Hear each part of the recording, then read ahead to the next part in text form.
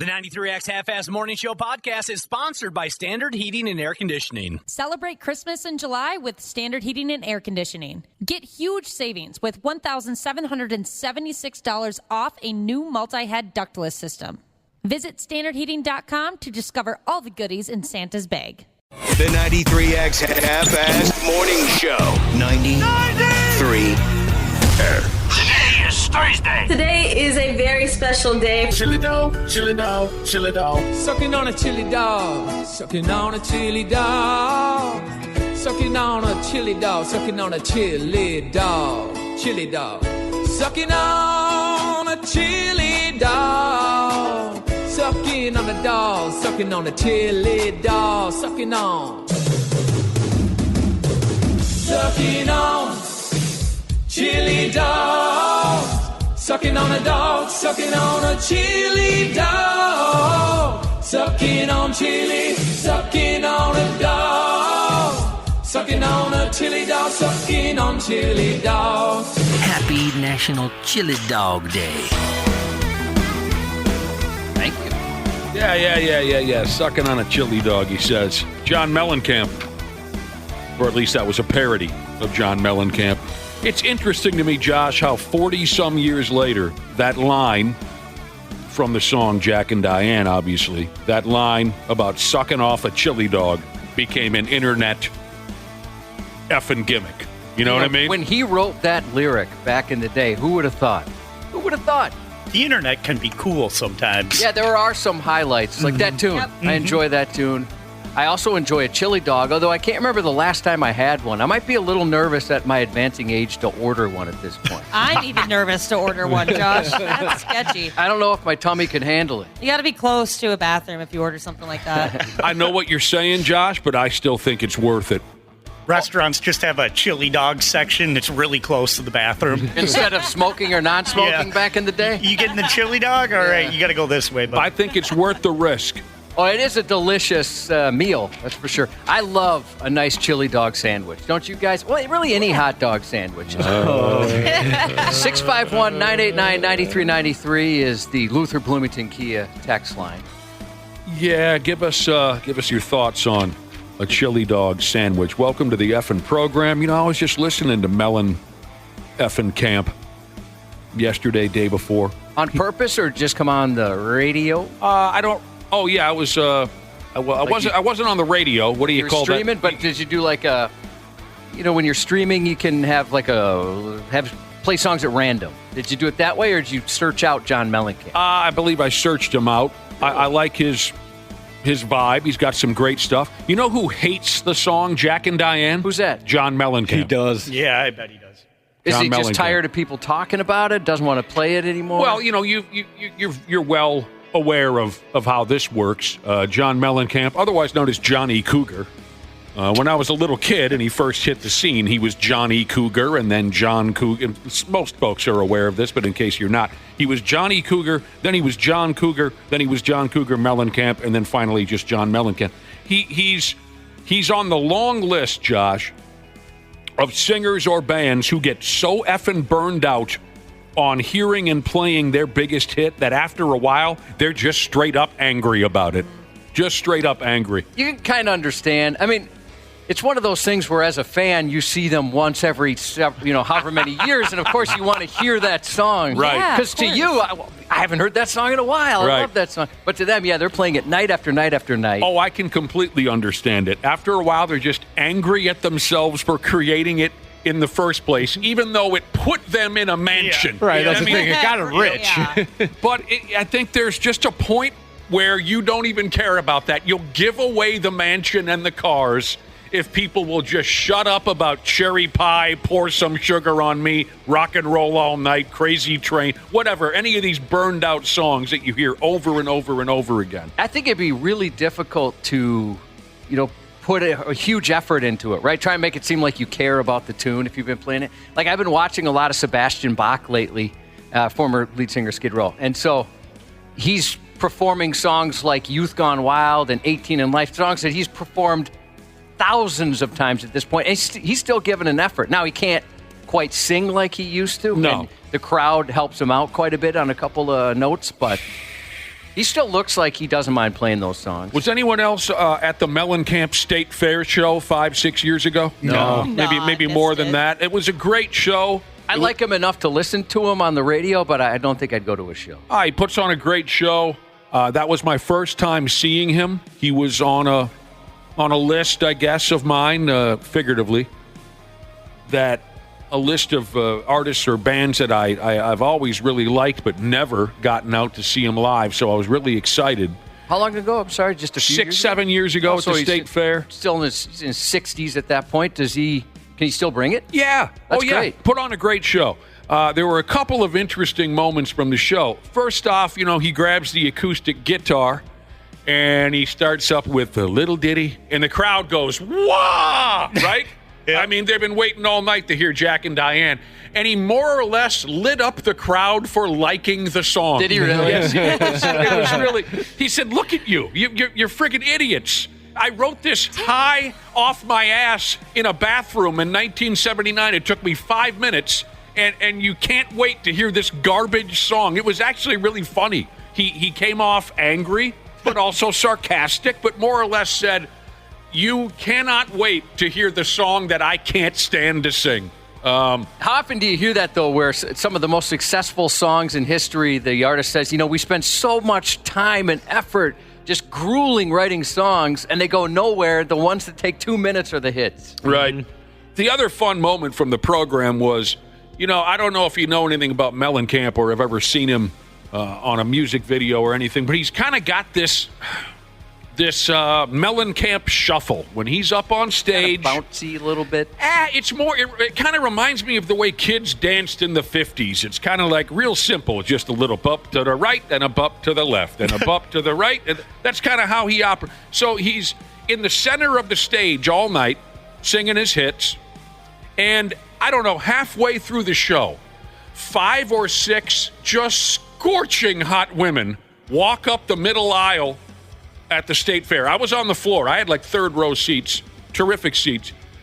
Halfway through the show, these scorching hot young ladies come walking right down the middle and take their place front row stage right. So Mellencamp, he tried not to make it look too obvious. He'd spent the entire night doing the Mellencamp shuffle dead center on the stage.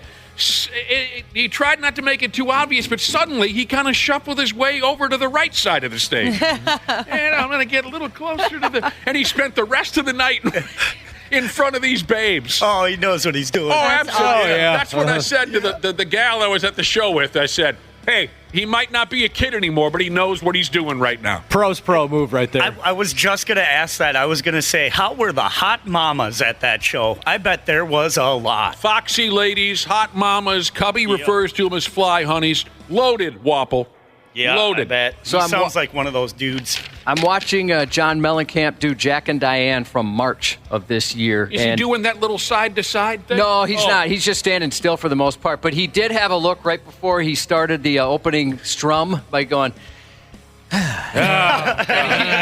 we go. And I was wondering, some of these artists, how do you still have him look like at least that you're really into it? He does not look like he's really into it. He's saying to himself... See if I can make it through another one. All right, what the hell?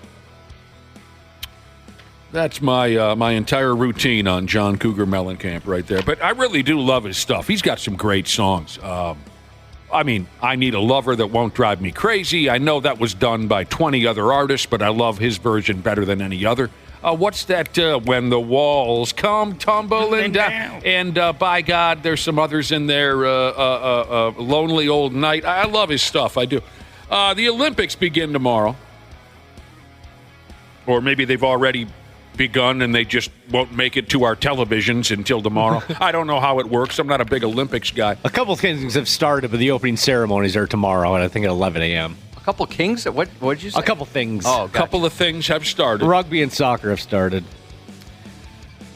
The Olympics are a huge sex fest. We've heard that over and over and over again.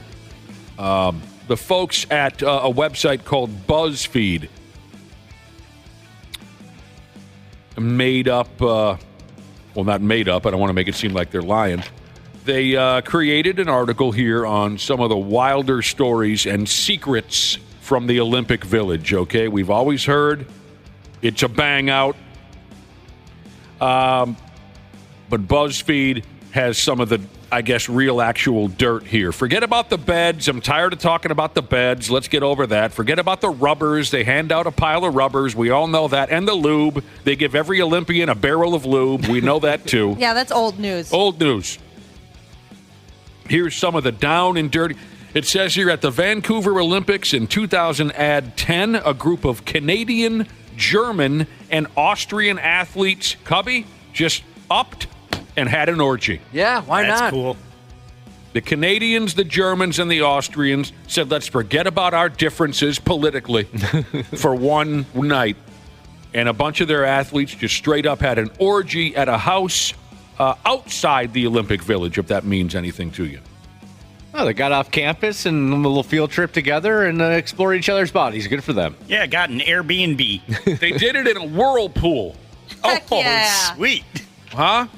Ashley, you're very excited about the idea of an orgy in a whirlpool? Heck yeah, might as well go big if you're going to do it, right? Yuck. I'll pass on that. Where do you want to have an orgy? Not in a whirlpool. Where would you prefer? Maybe a Sonic drive-thru, if I had my figures about. Yeah, Sonic drive-thru. That's adventurous. What the hell are you talking Get a good slushy afterwards. That'd be pretty cool. Oh, See, what do you you're mean still- afterwards? Yeah, We're incorporating the slushy. You're still thinking about sucking on a chili Yeah, dog. I was going to is say, what you you're can get a thinking chili about. dog, too. Is that what I'm thinking about? Sonic chili dog. Is everyone's penis wrapped in a bun in your minds, or is it just mine? Sprinkled with cheddar cheese? 20 plus 14, they had a set of those Winter Olympics in Russia. And they say Tinder about came off the rails with all the athletes dialing that deal up for random ass. I think I understand what that means, but I'm not sure because I've never been on Tinder or any of these other things. So everyone gets to the Olympics in Russia, and then they turned on, all the athletes got to the Olympics in Russia. They turned on Tinder to hook up, and it almost just knocked the website right off its moorings. Yeah, probably just overloaded the whole system. If I was an Olympic athlete doing that, I would put in my bio, Olympic athlete, here now. Mm-hmm. So then all the other Olympians are like, okay, we'll swipe right. Oh, I bet that's what they all Yeah. did. Mhm. Yeah, I don't think they were subtle about it. Olympic athlete in town until the 21st. Yeah. Come get some. Oh, yeah. They definitely switched up their profile when they got to the Village Wobble. Yeah, Yep. it's all about the Olympics now. Yeah, there's no pictures of dogs anymore. Yeah, no pictures of them fishing. They have, I'm going for gold, in quotes. 20-year-old male Olympic athlete looking to give her. That's all you got to put on your Tinder bio, looking to give her. They say it took 24 hours for the app to get back up and running after all the Olympians smashed it into pieces. What sport do you guys think, what Olympic sport would have, like, the best people to have sex with? Like, they're The most talented Yeah, sexual most partners? Gymnasts come to mind. If they were older. Yeah. Right. You know, if they're of Legal age gymnasts because of their flexibility and stamina and all of that. That's dancers, maybe. I would probably even go the horse riders. Horse riders? Well, you know what? Why not just the horses, Wapple? Oh, all right. no. That's what I was going for. I bet the new break dancers could get it done. Oh, yeah, good call. For sure. I bet you the shot putters are still pretty lonely. Mm-hmm. But yeah, the sleek athletes you see running track and doing backflips on the Olympic mama horse. What do they call that thing? Is it Mama horse? Mama horse. You know who might be a sleeper? The synchronized swimmers. Dude. Or the ribbon dancers, because you think, oh, it's a little on the nerdy side, and, that's not too sexual or anything, but maybe they're just the secret nymphos. Yeah, the closet freaks. All of them. The answer is all of them, Ashley. They're all they all have the ability to throw the leg. Here's a gal who competed in the Olympic Games 3 times and said at the Olympic Village summers, people were having sex right out in the open on the grass between buildings. The Beijing Olympics in 2000+8 was referred to as a sex fest, according to an Olympic table tennis player. Oh, man, we forgot about when we were talking about the most desirable athletes, we didn't think about the folks playing table tennis. No. Or badminton.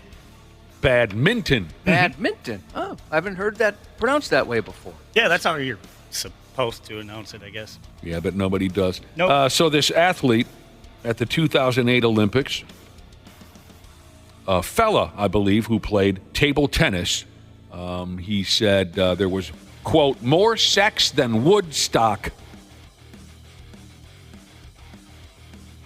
In 88 at the Seoul Olympics, oh my God, we're going all the way back to 88. Athletes were having so much outdoor sex they had to ban it. Officials kept finding rubbers on the roofs of the dorms where the athletes were staying. Ew. They were going up on the roof to get her. It's like when you're going skiing or something, and on the chairlift you see all the bras and panties and stuff in the trees. Oh, really? Oh, yeah. I haven't been. I've gone skiing twice in my life, and it was on field trips with school when I was like grade school. Yep. That's common? Oh, yeah. Yep, Oh, that's yeah. a very regular thing. Yeah, it's almost like the state fair, and everyone takes that chairlift ride, and then they throw it on the building. I've never seen bras and panties, though. So that's common? Oh, yeah. Yep. You'll see them, and they'll be like a huge set of like a bra. Like as a bit, then. It's a bit. I think so. Definitely. But Yeah. like big bra, and then all of a sudden you see it weighed down with all the snow in it. It's a traditional thing. You dump a bra off the top of the chairlift, right? Yeah, so it's not like this particular story where they're actually having sex. No, and usually it's just, ha, look, there's a pair of drawers hanging from a tree. Although I will say, when we were in grade school and junior high, when we started to take ski trips, and Josh has a great story about a glorious ski trip that Very memorable. he loves to talk about. It's not a great story for me, but He loves to talk about the one ski trip he took as an 8th grader. But anyway, when we started to go on ski trips, I was never big into skiing, although I was excellent at it. But I never got into it to where I joined the ski club or anything. But when we would hit Buck Hill or Afton Alps for our little school ski trips, it was almost, I'm not sure what the word would be, almost mandatory that you pair up with somebody and go into the woods to make out wildly. There was a very sexual vibe about the ski trips when I was in grade school and junior high, where you just, if you didn't go off into the woods to get some, it was thought of as a wasted evening. Did you guys have the same vibe going around your school? well, it was just pretty much any field trip. Any Anytime field you're trip. leaving school, there was people used an opportunity to hide in the science museum bathroom or something. Oh, okay. Of course, but what I'm saying is the ski trip was like the marquee sex night. Boy, not did I wish. that any of us were having sex in grade school or junior high, but you know what I mean. That was the night where you better be. I never went on ski trips, and obviously this is a far cry from the Olympics, but overnight soccer camps in middle school had the same vibe. It was basically part soccer, but mostly just fooling around with the girls' teams from, other cities. Oh, Because we all stayed in dorms. The counselors were college kids who were played for the team for the college. They didn't give a crap what we were doing because they were probably doing the same stuff themselves. Yeah. And so it was just basically free reign in these dorms for a week. This was out of town soccer tournaments. Camp. It was like Soccer it was an overnight camp. week-long camp that we went to every summer at a college here, and it was down in St. Olaf. And we stayed in the dorms, and there'd be guys and girls teams from all over the metro area, and it was just basically fooling around camp, essentially. No, I bet your parents had a lot of sex that week too when you were gone. I used to think that I was like, wow, that's so nice of my parents. They would send me to these overnight camps, like give me this great opportunity. It must cost money. They were just trying to get me out of the house for a week. Yeah, they wanted a break. Well, it's the same as the story Wapple told a few days ago about how his folks had he and his sisters in swim class until they were 22 years old or something.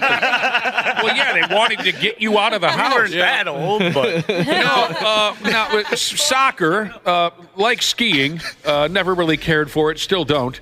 But I'll never forget, I never paid attention to anything soccer related, even though my brother and I did play soccer a little bit when we were real young, just something to do in the summertime. I'll never forget when my buddy, we were probably 16, he walks up to me and he says, hey, this week they've got the big soccer tournament up in Blaine. Oh, the USA Cup? I was just going to bring that up. And I said, yeah. And he said, yeah. It's a massive soccer tournament in Blaine. There's teams from all over the world. And I'm waiting for him to tell me something useful. I said, so what?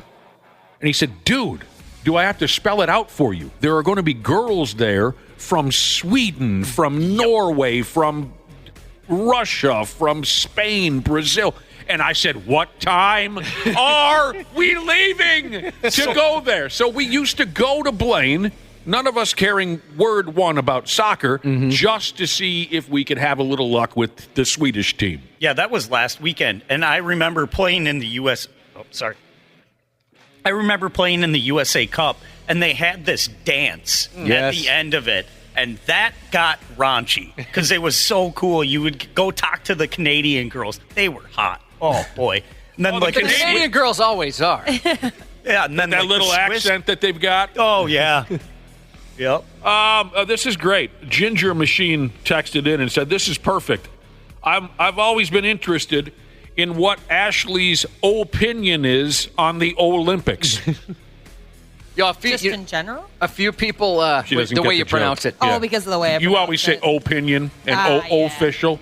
Well, Come on, people Ashley. thought it was appropriate in this case when you're talking about all the wild sex that the Olympics makes sense. Yeah, there you go. It was a perfect way to put it. Totally did it on purpose. All right, more. See if I have anything. See if I have any more keepers here from this article on the crazy sex that happens at the Olympics. What does this say? Oh, God, this is my favorite one.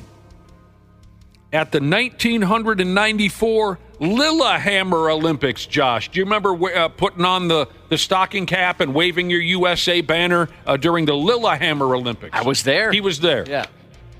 German bobsledders tried to trade their gold medals for group sex with a skier named Carrie Scheinberg.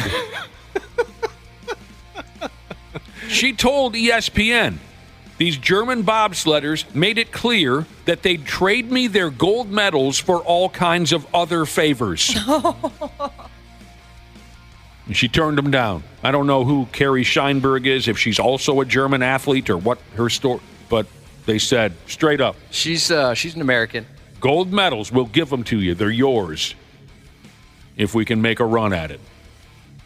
On the plane ride home, these must have been American athletes. They took a plane ride from Sydney, Australia to Los Angeles after the 2000 Summer Olympics. So these must have been Americans. The athletes were having sex in the aisle of the airplane.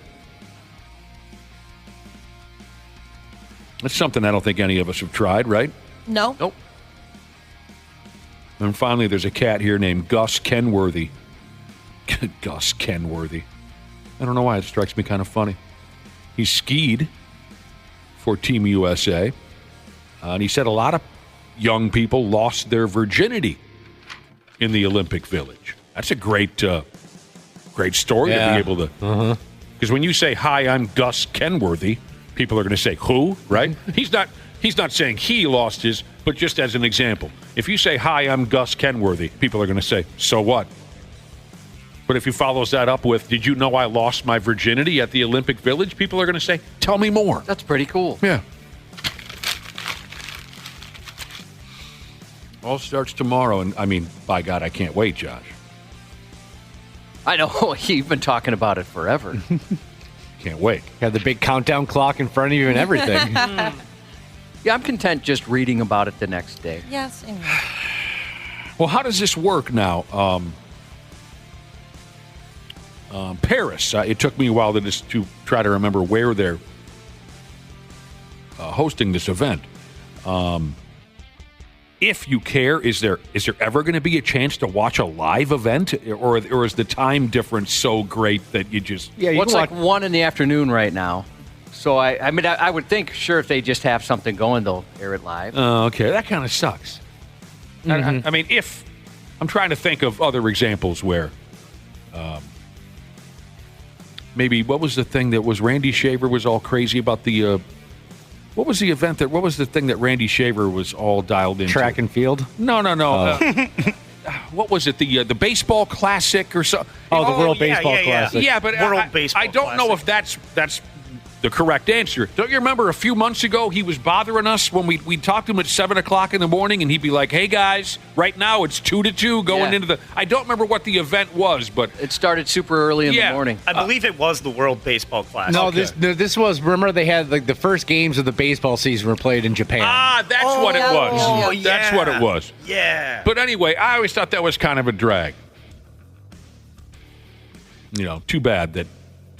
I don't know about you, but I'm not exactly in the mindset or available to watch a ball game at 6:30 in the morning. So, kind of a drag, but I suppose people will make do if they want to see it badly enough. What else is going on around here? Did I forget anything, Josh? We got some Green Day tickets to give away later. Green Day. I understand that's. I'll be at that show. What do you? Since when do you go to rock concerts? Well, I was guilted into it a little bit, but it's a Saturday night. Josh, are you going with your kids? I'm going. Yes, as a matter of fact, yes. All of them are going. I figured they were the ones that talked you into it. Well, all right. Cubby's gonna get the hell out the house and go to a rock concert. Yeah, on a Saturday night. Yeah, I actually have 3 things scheduled that day. It's far too many things in one day, much less 1 week. Well, you're good for the rest of the year then, I think, Josh. One of those better be a nap, yeah. I wish. Of course, Green Day hit it big in the early 90s. Are you going to get into your early 90s type vibe when you head out to the show? Get on the big fat pants and I'll put on my Vans high tops. Right. I'm gonna get some hair. I got to get some hair first. What about the wallet chain? Wallet chain, sure. Well, yeah. For me, that was more late '90s. But oh yeah. Yeah, I'll use some Jell-O to dye my hair. I'm trying to think of the other things that some of the alternative kids were doing in high school. But Green Day was huge when I was in high school. Yeah. Did you ever dye your hair with Jell-O? No. I dated a girl who did. I was very confused, but it worked. Dyeing your hair with Jell-O.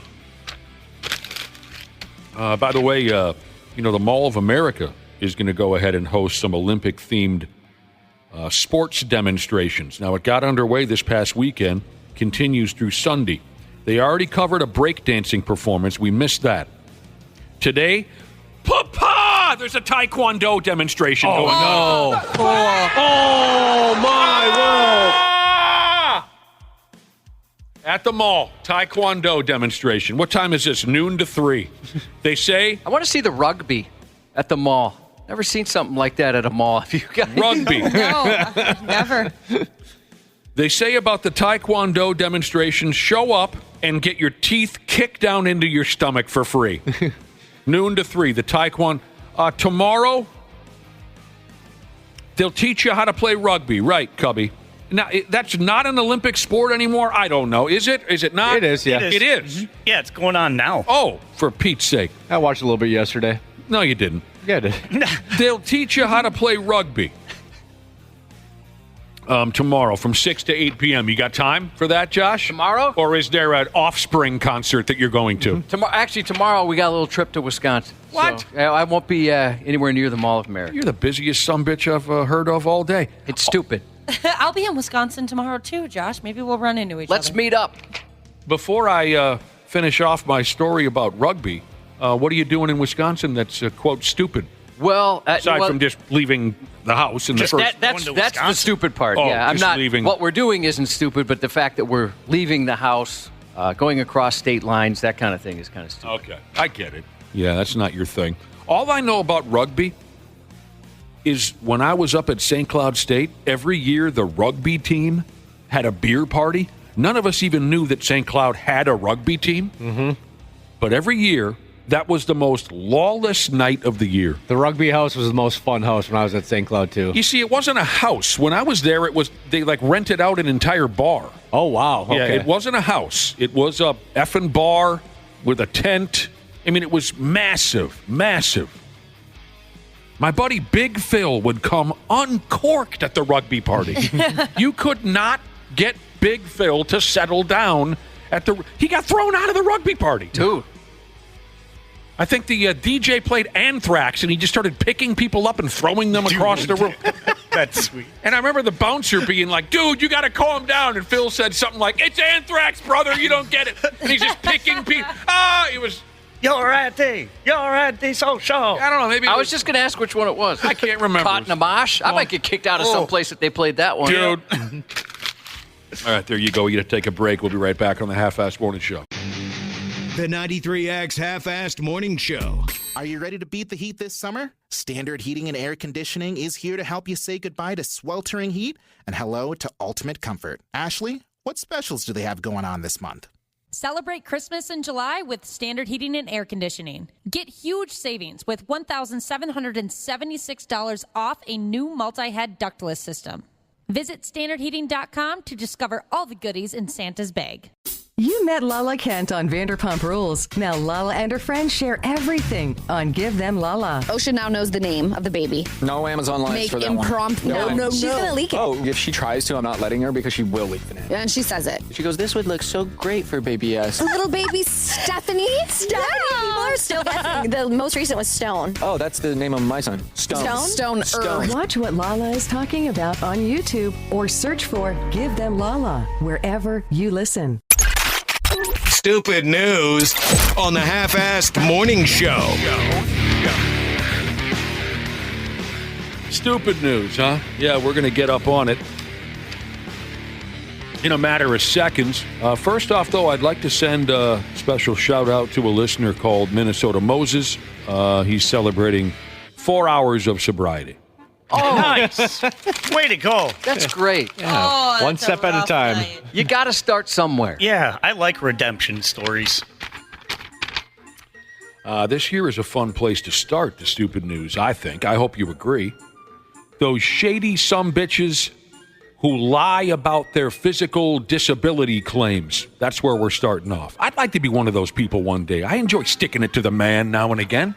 Know what I mean? Why not? Yeah. You pay your taxes. Hell, I pay your salary. That's hurtful, but yeah, you could make that argument. You know, we're going to talk about a drunk here a little bit later in the stupid news. There was a drunk that used to hang out at my neighborhood bar, and once he got tuned up, that was his line. He'd walk up to a group of people that he didn't know for squat, and he'd say, I pay your salary. When people would challenge him on it, he never had a reason, he never had any explanation behind that statement. Yeah, I'm curious to, by the way, as that comment sits, it hurts more and more. But I'm curious as to what he meant by that as well. No one knows? Talking to somebody that worked for the state, perhaps? Or the guy was just insane. You know, cops hear that all the time. Yeah. I pay your salary. Yeah. I should be able to speed, drive recklessly, and text and drive. Right. Great line. It's a killer line. It always has been. And it works 100% of the time because the cop's always like, oh my gosh, you know what? You do pay my salary. I'm sorry, boss. On your way. Right. You're right. This guy was just kind of mentally unhinged, and as soon as he had a few drinks, that was the story he liked to tell. And one night, I was pissed, having a bad night, and he came up and he spun that tale on me, and I laid into him so badly. The bartender had to come over and tell me to calm down. This was Josh, this was the same guy, this mentally unhinged drunk guy, the I pay your salary guy, who one night, he kind of, me and some buddies are sitting at the bar, and he kind of just walks up and stands behind us. He just kind of intentionally added himself into our conversation. That's always comfortable. Right. You've run into a few people like that, right? Plenty. And he kept saying over and over again, his line that night was, Wyzetta sucks. Oh, no, not Wyzetta. Minnesota. Minnesota sucks. Because of this and because of that and because of this and because of that. We never invited him to be part of our conversation. He just kind of introduced himself into, and he kept going on, and we're trying to tune him out, but he kept saying that was his thing. Minnesota sucks, and then some bizarre reasoning for why Minnesota sucked. And Big Al finally got up off his bar stool and said, let's go. And the guy said, what do you mean? And Al said, I'm giving you a ride to the airport. Get the hell out of here. That's awesome. Buff Cop Jesus said, as a cop, I pay my own salary from his taxes. Yeah, that's the other thing. You do pay your own. You're your own boss. All right, these shady bastards who lie about their physical disability claims. What we have cooking here is a lady. She was claiming benefits for a severe physical disability is how they put it here. But all the while, she was out there competing in foot races. She's a runner. She told everyone that she could barely get around the house, but over time, she competed in over 70 running events. And I'll tell you this also. If I'm going to cheat workers' compensation, I'm going to be out there doing something a hell of a lot more fun than running in silly long-distance foot races. I'm going to be on a wave runner, Cubby. I'm going to be on a go-kart. I'm going to be performing in porno movies. Oh, yeah. You're going to be at every orgy in town. You're not going to be running. Now, this mess all ended up in, court. Well, that took too long to come up with that word.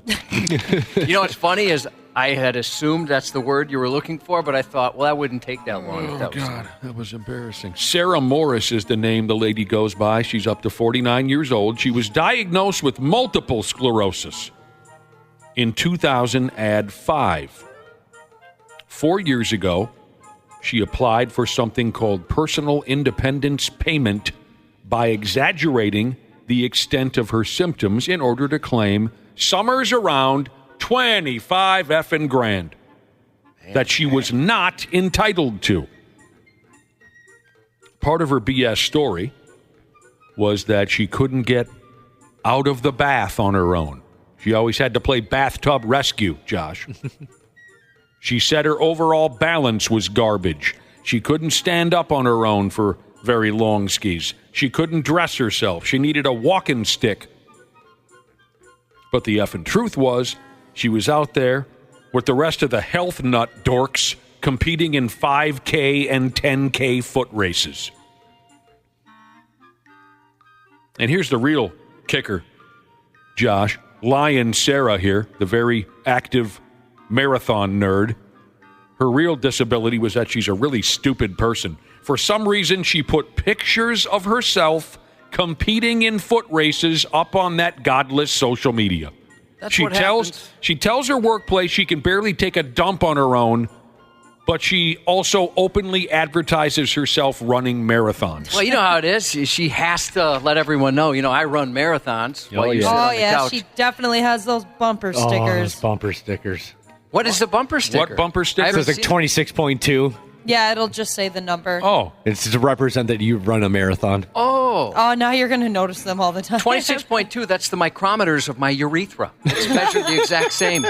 No, so that's why you have one. Yeah, that's what I had. I was misled. I've never noticed that bumper sticker, but you're right. Now I'll notice them up and down and all over town. It's not like she's screwing the insurance company, It's like, give it to the man or whatever. That's why everybody's insurance is so expensive. You're paying for douchebags like this. Yep. So she pleaded guilty to making false statements to obtain financial benefits. But even then, she wasn't able to keep from lying to people. She said that running was one of the ways she tried to manage her multiple sclerosis. The judge didn't buy that nonsense. Here's what the judge said. He really gave her hell. He did. He said, you told lies about the severity of your condition. You were awarded the rate for somebody who is in a wheelchair or has no legs at all. You were regularly running and competing in organized running events. This was a planned, professional, and deliberate fraud. You lied through your teeth and severely exaggerated your condition to receive payment. She's going to jail for 8 months. That's hilarious. Going to jail for 8 months. I didn't expect that ending. No, I did not. So she never, in this brilliant scheme of hers, that she pulled it off. Never once thought, gosh, maybe I should hide the fact that I'd at least have a fake mustache or something. It wouldn't be on any of my social media pages if I had any social media pages. It's social media, the ultimate beat-off, right? You have to let people know how special you are. Look at the dinner that I made. Look at my brilliant little child. Look at the boat that I bought. It's the ultimate whack-off. People can't resist. Buddy of mine years ago puts up a picture of some $7 million boat that he's able to afford, right? Puts it up on social media. Hey, guys, what do you think I ought to name this sweet little honey, right? Oh, God. Down there in the comments, someone wrote, like the first guy, Knocked it out of the park. How about douchebag? Knocked it out of the park right there from the get-go. You know, you're on the lake a lot. I am. Going out today, Josh. Are you really? We're going to take a little way. We go this way, we go that way. It's Sure. going to be a beautiful day. I was just going to ask. I haven't looked ahead. So good. You're going to have some nice weather to go out there. Yeah. Have you noticed some funny or annoying boat names? I always like to look. I almost never look. If ever, it's pretty cliche stuff. If ever I notice, it's pretty, I don't know, wet behind the ears, or I don't know, liquid assets. The kind of corny, cheesy stuff you're used to. I'm sure it's not super. I'm sure this has been done before, but in oh my gosh, Arrested Development, when they had the boat, the C word. That was pretty funny. Yep. That is cute. I didn't give my boat a name, Josh. I just gave it a number. Oh, really? Yes. 666? Is it the number of the beast? That number is 666. What song, Ashley? What song? I don't know. I'm sorry. You're fired. Oh, no. Ashley, you have to. Didn't we say, this is frustrating. I'm sorry to derail this here, but when you get a job on this morning show, Ashley, you put on your resume you were familiar with Iron Maiden. That was one of the reasons we hired you. That was like the number one reason. It was a requirement that you're familiar with the Iron Maiden catalog and the entire catalog. The truth is out. Now people are texting in cute boat names. Cirrhosis of the River. Oh, Sure. I like that. I remember the first time I saw one of those. I think I've seen that at least 24 times. What about Biatch? Oh, I haven't seen that. That's good. I like. Do you follow where I'm going with that? Yep. I like yacht. I like yes. ship-faced. That's stupid. It's really dumb. He wasn't impressed by that. I like it. The number is 666, and it's fitting for my boat because it's the least evil-looking vessel, the least harmful-looking vessel on the entire lake. Just a little, you can barely fit two people on the damn thing. Ask me about CrossFit Jesus loves Bodie McBoatface. Big fan of that one. Shut up. Juicy Jerky Jesus has a buddy that loves to fish, and he named his boat Real Pleasure, R-E-E-L. That's good. That's cute. Liquor box? You can't do that. Nerdy Electrician Jesus. This is great. Giat. Y-A-C-H-D. Giat. Got a level 10. Giat. I mentioned earlier that we're going to talk about a drunk. Here's the saddest effing drunk you'll hear about all day. I love a good sad drunk. It's fun for everybody else at the bar. They start crying at the bar. That is fun. It's fun for everybody else involved, isn't it? You know what? You're sad kinda drunk. right, it is. Yeah. Here's a dude. Oh, he got drunk a night or two ago. Unfortunately, he had recently been ordered by a judge to avoid drinking as part of his felony probation agreement. He got in some trouble. He was ordered not to drink. But he went out, got tuned up with the old lady, got in a big fat-ass argument with the wife. She left him on the side of the road at 1 o'clock in the morning. So, dude ups and calls the cops for a stinking ride home. Oh, no. That's pretty close to rock bottom right there, isn't it, Josh? Yeah, I think so. You're on probation. You're not supposed to drink.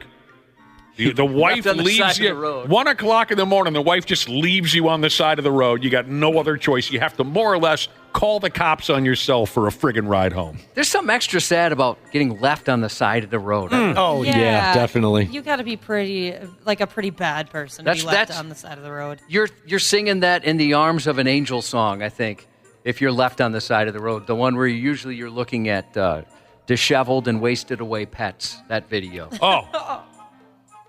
Well, the cops gave him a ride, but not back to his crib. They hauled him off to the cooler. He told the cops his wife dropped him off in the middle of nowheres. She was pissed off. He told the cops, I'm drunk, and I got nowheres to go.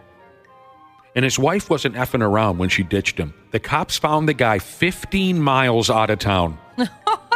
He's in the friggin' sticks. That's kind of great.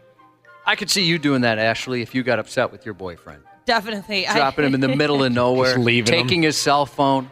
Yeah, there's been stories, I don't know if they're true, that I've seen online before of like a girl and a guy being on a vacation, and the girl finds out that the dude is cheating while they're on vacation, and then she just leaves him wherever they are. I know somebody that recently got busted doing that exact same thing. Oh, wait. This guy was sad and drunk and all alone. He was. You'll get a kick out of this. So there he is in the middle of nowhere. Calls the cops for a ride home. He's hammered. So the cops asked him, well, when we get out there, how will we know it's you? What do you look like?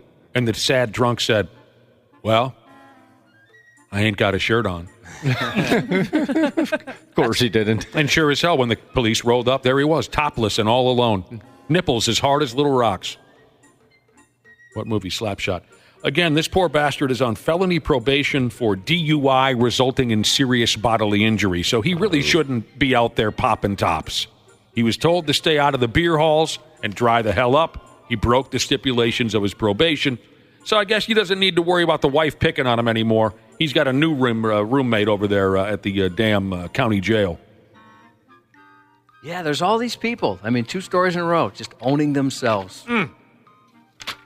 Maybe you just call an Uber? Yeah, that or walk. Just go on a really long walk. Yeah, just go take a nice nap on the side of the road in the ditch somewhere. The sad drunk. Great gimmick. One of my favorite sad drunks was, 10 years ago. I was sitting at the bar with an old-timer. The old-timer checked out now. Number of years ago, but me and this old-timer, Donnie and I are sitting at the bar, and here comes this lady, and she's drunk. And she says, Donnie, is that you? And my old-timer buddy Donnie kind of turns and says, who am I looking at? And she says, oh, it's Missy. Don't you remember? My family grew up next to you.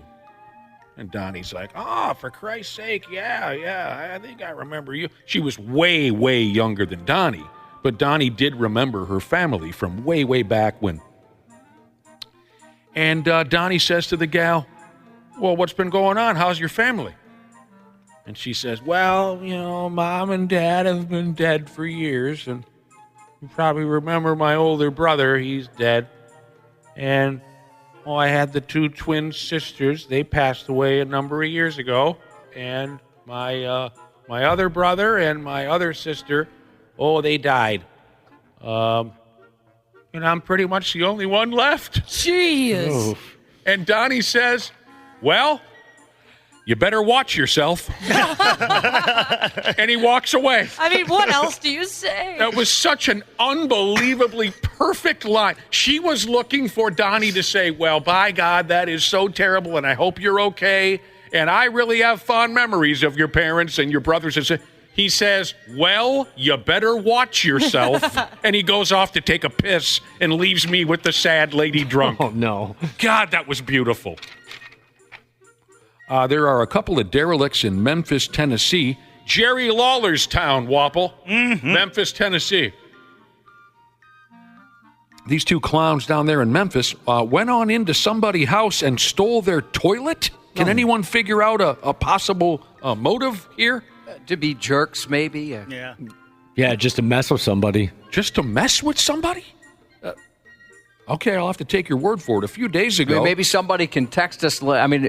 Is porcelain or plastic, whatever toilets are made of now, can you sell that somewhere? It's like copper wire. Can you smoke it? Is there a part of a toilet that you can roll and smoke? That's not a bad idea. Okay.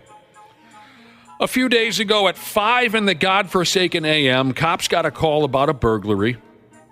The police were told that surveillance video caught a man and woman who uninstalled and then snatched a toilet from the house. No arrests have been made. Police say that this is an ongoing investigation. It says here, if you have any information, you can call Crime Stoppers. Has anyone here ever called Crime Stoppers? No. That number's been out there for years. Call Crime Stoppers. They bring it up on some of the like cop shows and stuff like that. They'll bring that up sometimes. There's isn't there just a Crime Stoppers of Minnesota? Like specific states have their own? Yes.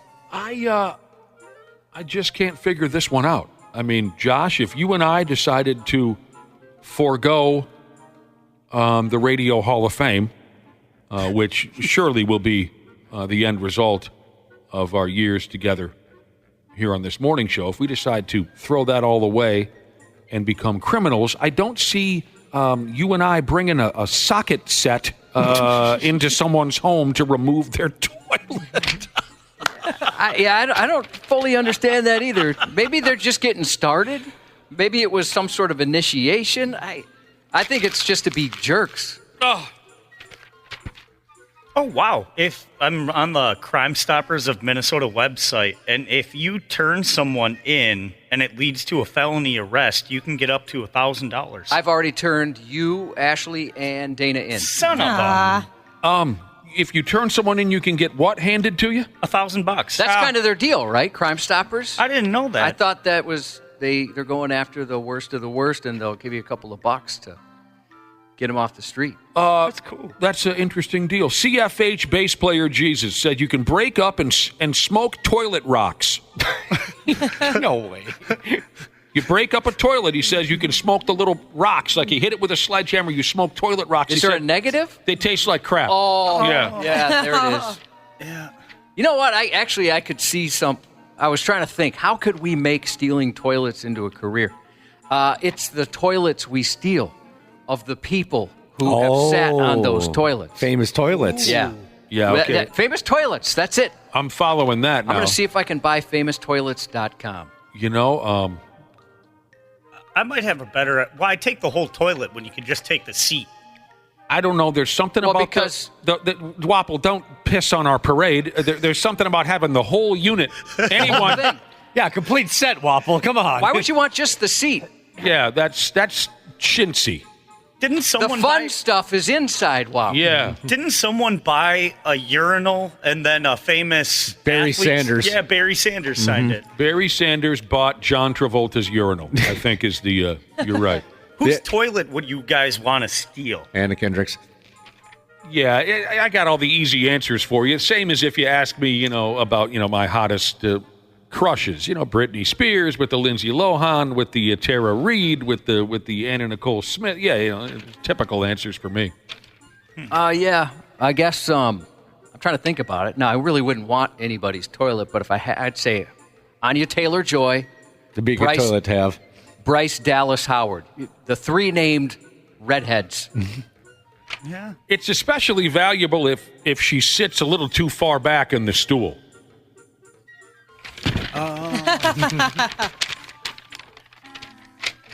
Some people sit a little too far. Let's see if we can figure this one out. A burglar broke into a woman's house and he jumped smooth into the shower. I don't know, maybe he had pooped his pants? No access to a shower? Yeah. The lady called the police, again, at around 5:30 a.m. What's with all this? It's way too early for crime. A lady called the police at around 5:30 a.m. The lady said the man forced his way into her house. That's terrifying. Yeah. She didn't know the guy, and he's pumping away at the door trying to get in, and he did. I can't imagine how scary that would be. God dang. She went and hid, Summers, and when the cops came in, dude was in her bathroom taking a douche. He's just sitting there showering up. 27-year-old kid called Harrison Lee, and he was getting behind his ears and everything. I can't imagine, hiding and you're sitting there waiting, listening for everything, and then you hear the shower turn on. He was arrested.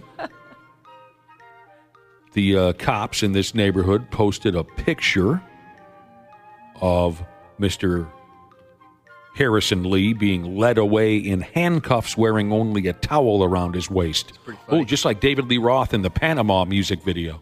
You had to be there. But yeah, they let him out just with a towel around his waist. He's been charged with burglary to an occupied dwelling and criminal mischief.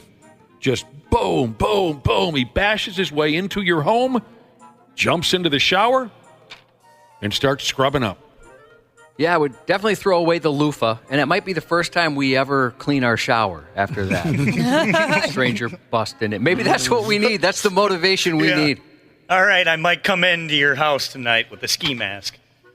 A gal friend of mine was in her shower one afternoon, and she steps out of the bathroom with just her towel around her waist, and in her hallway, a complete stranger man is standing in her hallway. Can you even imagine the effing terror that you would feel? I would think that was it for me. Yes. Yeah, I would assume I was dead as well. Complete stranger dude standing in her hallway staring at her.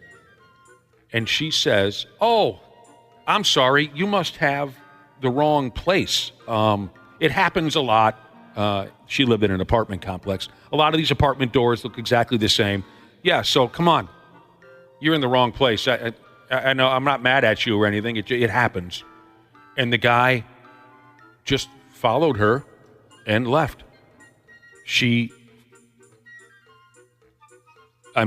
Brilliant on her part.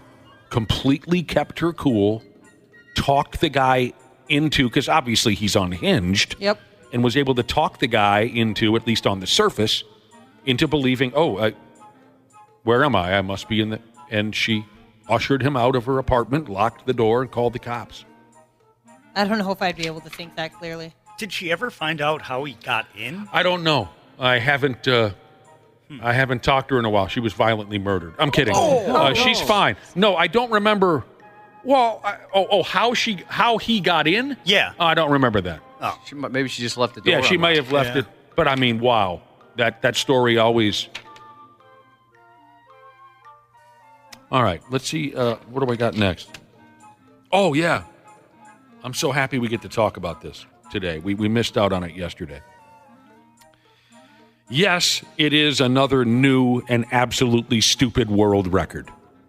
I'm so burned out on the stupid, pointless, daily Guinness World Records that just mean nothing.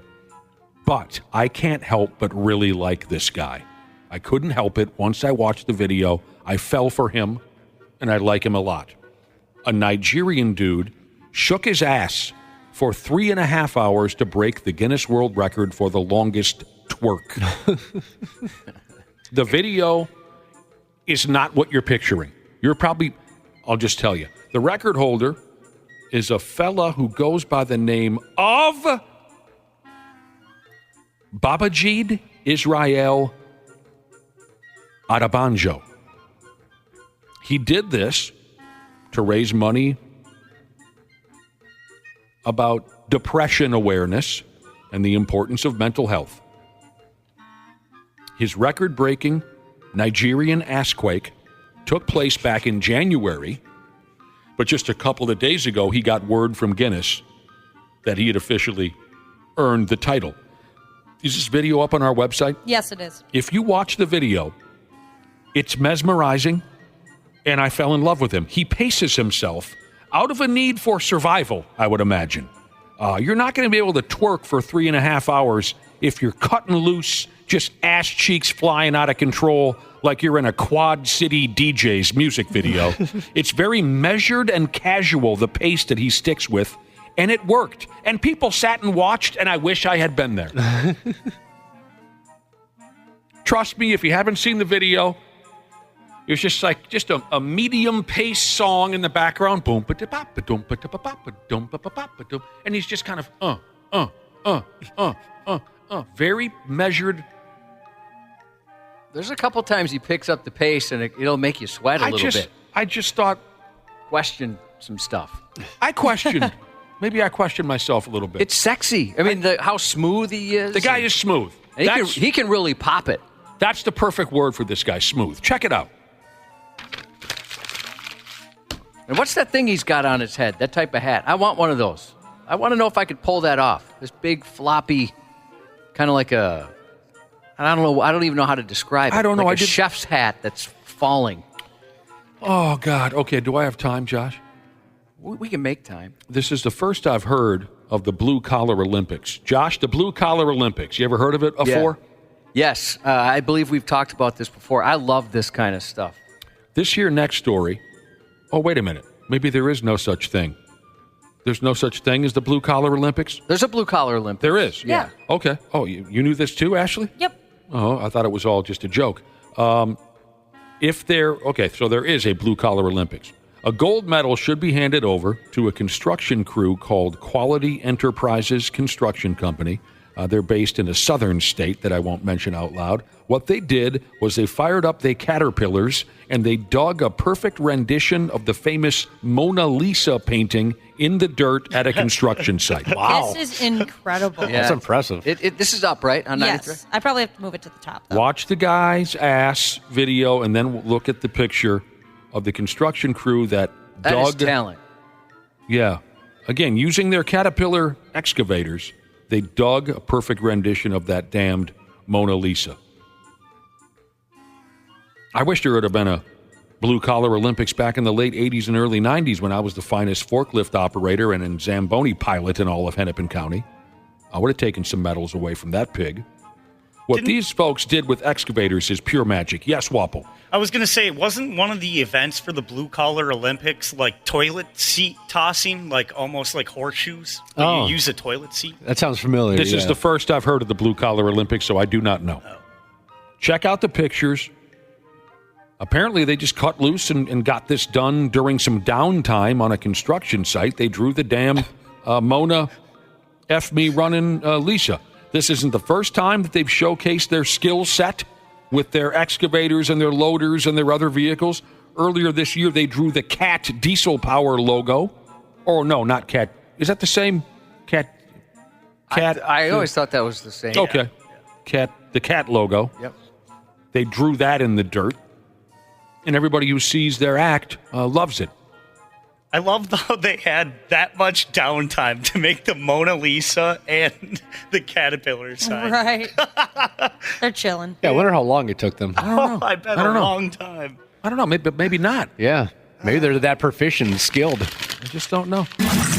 Sports on the 93X Half-Assed Morning Show. Kepler has a walk-off hit this season. Ground ball up the middle. This is going to work. This is going to win it. Kepler put it in play. Larnach scores. Twins win. Twins win. The Twins walk it off against the Phillies 5-4. All right, Max, congratulations. Another huge win for your team. You deliver so often in these clutch moments. Does it ever get old? No, never. I was just trying to put the ball in play once again, and it worked out in our favor, you know? I feel like I say the same thing every time, but we try and play small ball here, and big things happen. The friggin' strudel. Maxie Kepler there. If you watch that interview that he went through right after the ball game had ended, you see he's constantly looking over his right shoulder while communicating with that reporter. I can't think of her name, but she does a great job. Audra Martin. He's constantly looking over his shoulder. And I'm guessing what he was waiting for was for his teammates to knock him over the head with a Gatorade barrel. But they never showed up. But he seemed very paranoid, did he not, Josh? Did you see the video? I was worried that Ashley was going to come get him, and I thought maybe he knew the crush she has on it. Yeah, that's what he was looking for. She just runs up and rakes his clothes off his back. Oh, I wish. What a dream. That was good stuff. I couldn't be more proud of the Twins to come back and beat the best team in baseball yesterday. Yeah. Beat the Philadelphia Phillies 5-4 on a little walk-off infield single off the bat of the strudel, Max Kepler. They were down 4-1. They came back and got her done. They got a day off. Next stop, Detroit for the Twins. Before we take another break, had a story in the stupid news about a poor, sad-ass drunk out drinking with the wife, gets in an argument. She dumped him off on the side of the road, middle of nowhere, and he had to call the cops for a ride home. Sucks. Sucks to be him. Box handler Jesus sent me this text message. He said his ex-girlfriend cheated on him when she was on vacation. She's off on vacation. Box handler Jesus is back here at home. Girlfriend cheats on him. Box handler Jesus found out about this before she got home, and he was her ride home from the airport. He gave her the opportunity to be truthful during the car ride home 2 times. He gave her the opportunity to admit that she cheated on him She lied about it. He says she got dumped out at Portland and 494. Oh, boy. East Bloomington. Yikes. Ooh. And he said, I think she got home okay. Oh, man. But he doesn't know. Haven't heard from her since. Hasn't heard a word. Ooh, man. You're a pimp, That's Box cold, Handler. but I like it. You're cold. Cold as ice. Speaking of cool, Josh's news is coming up next. The 93X Half-Assed Morning Show. Are you ready to beat the heat this summer? Standard Heating and Air Conditioning is here to help you say goodbye to sweltering heat and hello to ultimate comfort. Ashley, what specials do they have going on this month? Celebrate Christmas in July with Standard Heating and Air Conditioning. Get huge savings with $1,776 off a new multi-head ductless system. Visit standardheating.com to discover all the goodies in Santa's bag. Welcome to Talkville, the ultimate Smallville rewatch podcast. Well, let's get into season 4, episode 21, Forever. Is there a button we can hit that just skip I this know. one? Just What skip I'm it? surprised about, and I don't think there's anything he could have done, but James Marshall directed this, and he's directed so many great episodes. It's collecting the paycheck. This would have been an epic episode if somehow it was Lex Luthor's high school experience at graduation. Binge seasons 1 through 4 of Talkville before season 5 begins, wherever you listen. Half-Assed Morning Show. 93X. It's disturbing. It is shocking and disturbing. A Pennsylvania fifth grade teacher masturbated in a cemetery and then again in a public park. Oh. Even staring at a woman from across a river as he touched himself, police say. A couple walking their dog in a cemetery. You can't beat off in a cemetery. I'm sorry. In a cemetery, saw the 47-year-old educator and originally thought he was urinating before realizing it was far more sinister. The boyfriend especially knew exactly what was happening. Yeah, he would. At first, they believed he was urinating. Then they noticed the actions didn't match up. They soon realized he was beating it in the boneyard. Police said the couple walked in the opposite direction from the man, but looked back and saw him walking away from a headstone in their direction. The couple said the man was helicoptering his penis as they walked away. The dog-walking couple told police they returned to their vehicle and witnessed the same man emerging from the same area. Police reported the man was actively masturbating behind a female walker this time as she was distracted by her phone. The teacher denied the allegation, stating he was just urinating by a tree and walking through the cemetery to clear his mind. 3 months later, a woman called police after she saw the same teacher on the opposite side of a river from her as he stared at her and touched himself at a park. He again denied any wrongdoing. It's unclear what the teacher's job status is, and the man's attorney has declined to comment at this time. Probably going to be a job opening over at that school, don't you think, Josh? Yeah, I would think so. They probably don't want him around kids, much less anybody else at this point. There's a lot go going away on. for a while. There's a lot going on with that dude. This is, by the way, the first story in a long line of masturbators we have this morning. Police in Maryland are investigating multiple reports about indecent conduct on a park trail there. The Maryland National Capital Park Police said a masturbating man approached 3 female joggers July 14th after 6 p.m. To see and hear something like this is shocking. It's disturbing.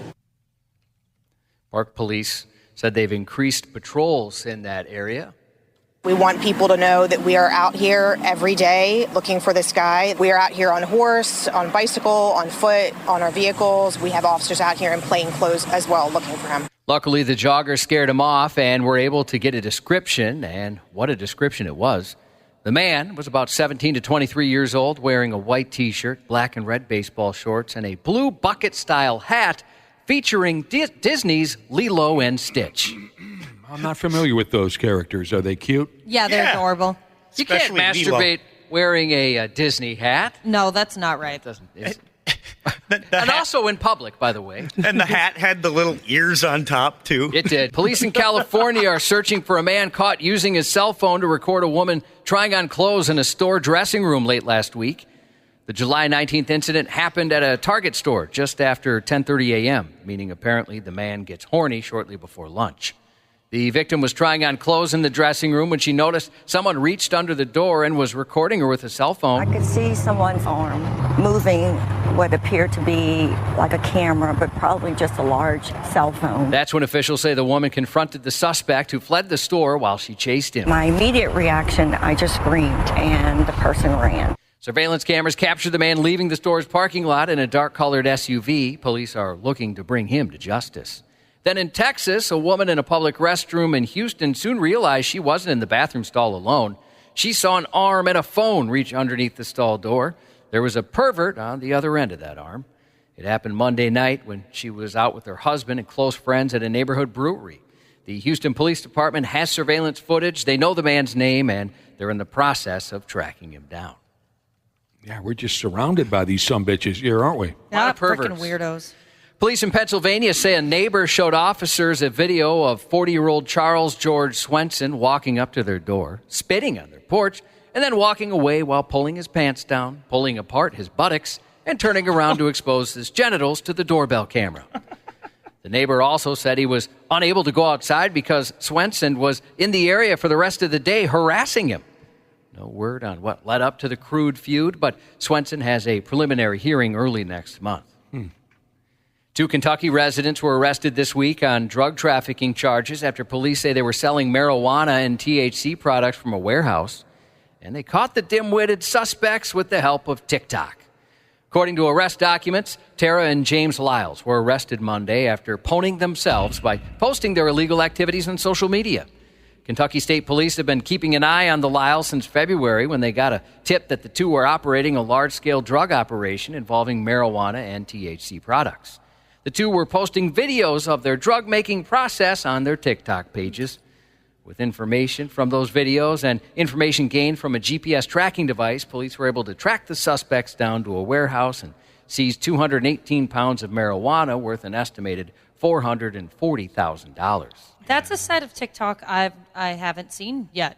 Oh, people making drugs? Yeah. Oh, come to my side of TikTok. Yeah. I'll show you some things. In further news regarding drug dealers who aren't very good at it, the U.S. Customs and Border Protection said yesterday they seized illicit drugs from a traveler at a Seattle airport, the same traveler, twice in a single week.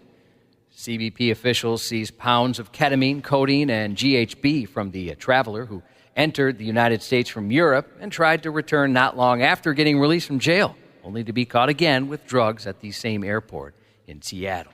Jeez.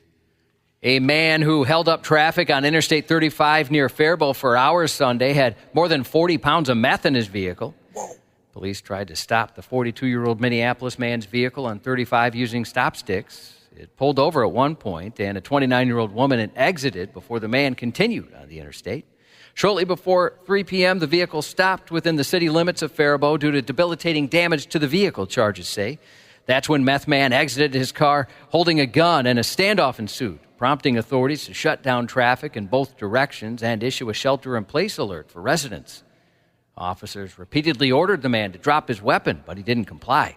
Throughout the encounter, the man fired his weapon multiple times, once at a ground near him and again at a drone before losing that firearm.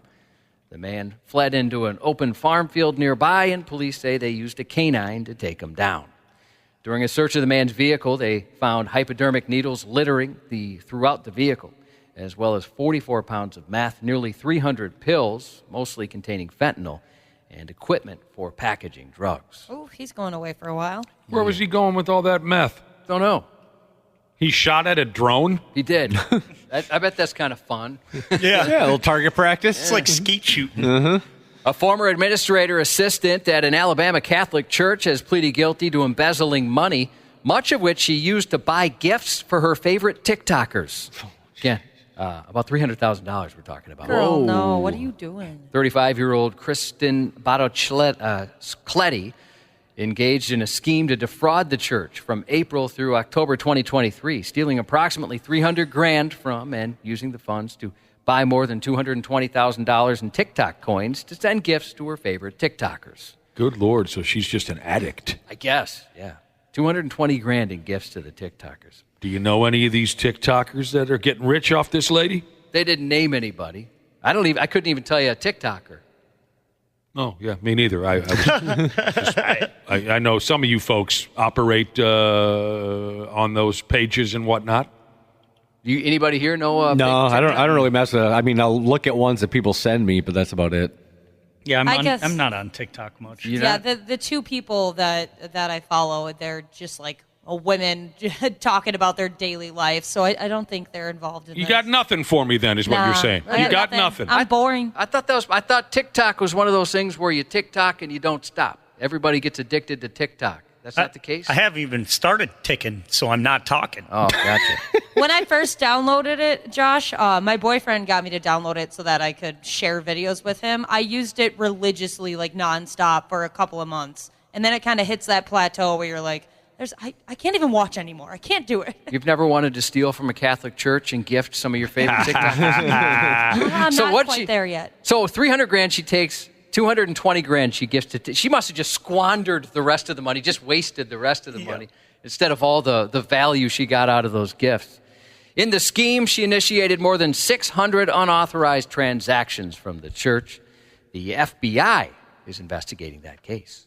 A Tennessee gas station clerk was caught on surveillance video stealing a customer's $1 million winning lottery ticket after lying and telling the winner they had lost. No, this one's no good. Heck no. The winner bought two $20 scratch-off tickets from 23-year-old staffer Meet Patel at a Shell station and handed him the tickets to check. Patel returned one of the winning tickets with a $40 prize while ignoring the fact the other one had a $1 million prize. As that gentleman left, he took the trash outside. And if you follow him on the camera, you can see him grab the ticket, put it in his pocket. He went to the Tennessee Lottery Commission to claim the ticket as his own. Oh. That didn't work for him. He couldn't provide certain things to the Lottery Commission, such as a proper identification or any bank information. His answers to their questions raised enough red flags with them that they realized they needed to dig into it a little bit. Yep, so he said, nope, this one's garbage. I'm just going to throw it in the garbage can right over here. The rightful winner will now finally get his $1 million jackpot. Patel is facing a Class A felony. If my mom loves scratch-offs, and if she thought she won $1 million and the clerk behind was like, oh, no, it's a loser, she would set that place on fire. Two men from Texas were charged after they stole $217,000 from a Wells Fargo ATM in Brooklyn Park, and then they led police on a high-speed pursuit. A technician told officers two men in ski masks came up to him, and they said they were there to rob him. And that's what they did. They took cash out of the ATM and left in a van. A high-speed pursuit of the two men lasted about 2 miles before officers stopped the men using a pit maneuver, which disabled the getaway vehicle. They searched the van and found over $215,000 in cash stuffed in duffel bags. Both men are from Texas with no ties to Minnesota. Investigators say numerous groups of males have come up from Texas to Minnesota in recent months to rob ATMs. In fact, some of those groups of men put GPS trackers on ATM technician vehicles to find open ATMs as they worked on them. Oh, dang. In February, two different men from Texas faced felony charges after reportedly stealing about $20,000 worth of graphing calculators from stores in the Twin Cities as part of a multi-state graphing calculator theft ring. It's the dorkiest theft ring of all time. In December, 4 men from Texas were charged after using a crowbar and chains to steal an ATM in Roseville, which led to a standoff at a hotel. And in October of 2022, 2 Texas men were charged after stealing $112,000 from an ATM in Edina. So do we have just susceptible ATMs here in Minnesota? Yeah, what's up with compared us? to others, but that folks are coming from Texas to knock ours over? I couldn't tell you. I have no idea. I mean, you hear about like theft rings coming from Chicago and stuff like that where they run into a jeans store, clear everything out, and take off. But yeah, the Texas thing, I know we talked about the graphing calculator deal when it happened, but I guess they're saying that's where we're getting them from. It doesn't make any sense how they can even pull that off because I used to work at a bank, and you're just wasting your time. Stealing from an ATM? Yes, Yeah, that's absolutely. what it's from the videos that I watch from time to time. That looks like a very difficult object to crack. Yep. Yeah, well, and some of these cases, they're waiting for someone to work on it. They open it up, and then That's when they sneak. Oh, I see. Okay. Sneak up behind you, hit you over the head with a sack of rocks, and okay. Yeah, exactly. Joey Tribbiani on Friends. Matt LeBlanc, 57 today. Now on the Luther Bloomington Kia text line, text us the word burnout, B-U-R-N-O-U-T, burnout to 651-989-9393 for a chance to win tickets to Green Day, happening Saturday, August 17th at Target Field. Best of luck to you And that's 93X News. Randy Shaver. He's a pay-per-view turd. On the Half-Assed Morning Show. I know everybody gonna have some questions about, what happened a few weeks ago. If I was y'all, I would too, but, I was told by my attorney and my agent that I couldn't really answer too many questions on it. I'm just blessed to be here in front of you guys. Probably the most peace I felt just being out here with my teammates. Put it behind me, because at the end of the day, I got a job to do. My job is to come in here and work. I'm still J.A. They know my character. They know my heart. So I just come out here every day and just show them that, I'm moving past it and I'm gonna keep learning. Yeah, we'll get to you in a minute. What's that kid's name again? J.A. Jordan Addison. J.A. is what I call him. We'll get to him in a minute. Good morning, Randy Shaver. Good morning. What's going on, brother? It's Thursday, right? Dude. Almost. Just I can never remember what day it is. It's just crazy. You ain't kidding. It is Thursday. Yes, it is. We're happy to have you with the program again. Yes, sir. The Olympics have already started. Did you know that? They always start before the opening ceremonies. That is correct. They're playing this. They're playing soccer, that. Right? Okay, yeah, soccer. That's a good place to start. Again, stupid sport with stupid fans. at the Dana. What? Randy Shaver. I'm not just talking trash. At the opening. I know. At the opening match of the Paris Olympics men's soccer tournament, fans from Morocco, wherever that is, ran onto the field to protest a late goal by Argentina. They threw garbage. They threw flares. They cried like children. They acted like it matters. Security had to kick their asses. The game was suspended, whatever that means. At the opening friggin' game of the Olympic soccer tournament, the grown folks had to come uncorked and start throwing garbage on the field. And all I can say is wait until breakdancing starts. You ain't seen nothing yet. That's right. You wait. You think it's gonna get squirrely at the breakdancing competition? Oh, there's gonna be so much protest and people upset, and yes. There's no beef like breakdancing beef. Yeah. Well, there's crews that got pretty heated back in the day. This is just the beginning. They're going to have to settle see. it on the floor. True that, Cubby. True that. There were crews that would step up, and then we would have to make them step off. I always stepped off. I didn't want to step up. We worked with a guy who was in a breakdancing crew. His nickname, wasn't it Trick? Yes, it was. Oh, Trick. that's sick. One of my favorite memories of broadcasting. Did someone just fall down? It sounded like that. One of my favorite memories of broadcasting from this here radio station. One of the only fond memories I have before I met Josh. You know what I'm saying? I don't have a lot of great memories pre-Josh. I don't. It was quite miserable around here. I think a lot of us can say that. Yeah. Guys, I don't have a lot of good memories until I met Josh. There were a lot of talentless lumps that couldn't keep up with me. You know what I'm saying? Before Josh came around. Not going to go there, but yeah. Oh, you don't have to, Randy Shaver. You weren't here. You got nothing to say about it.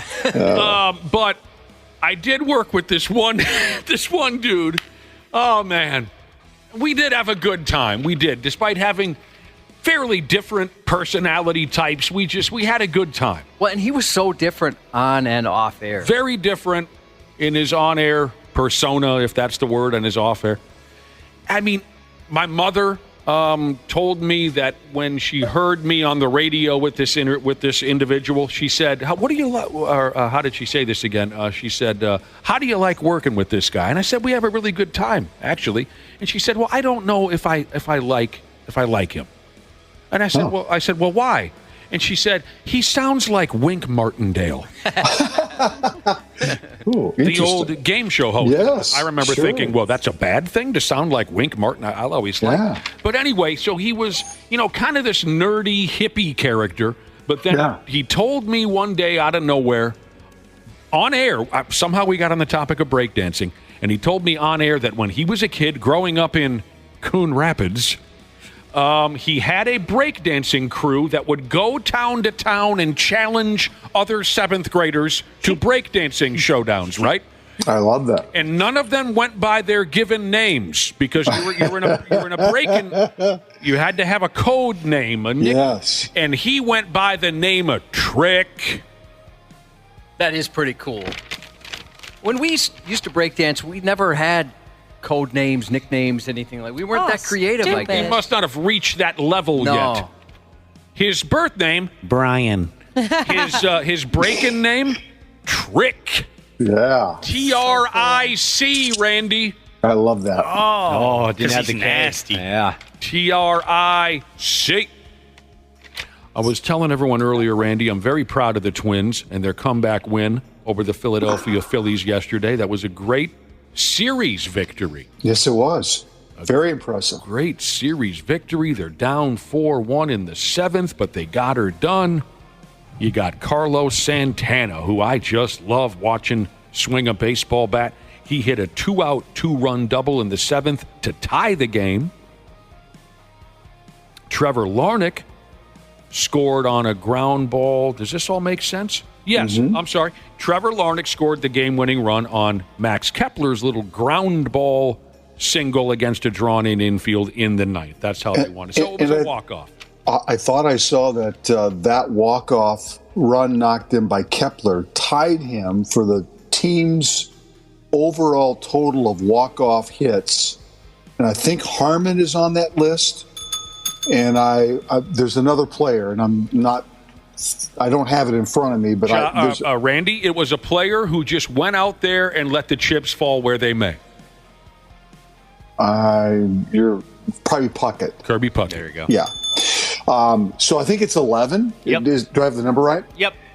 For whatever reason, when you get the strudel up there in that walk-off situation, he likes that. He's got that German blood in his veins, you know?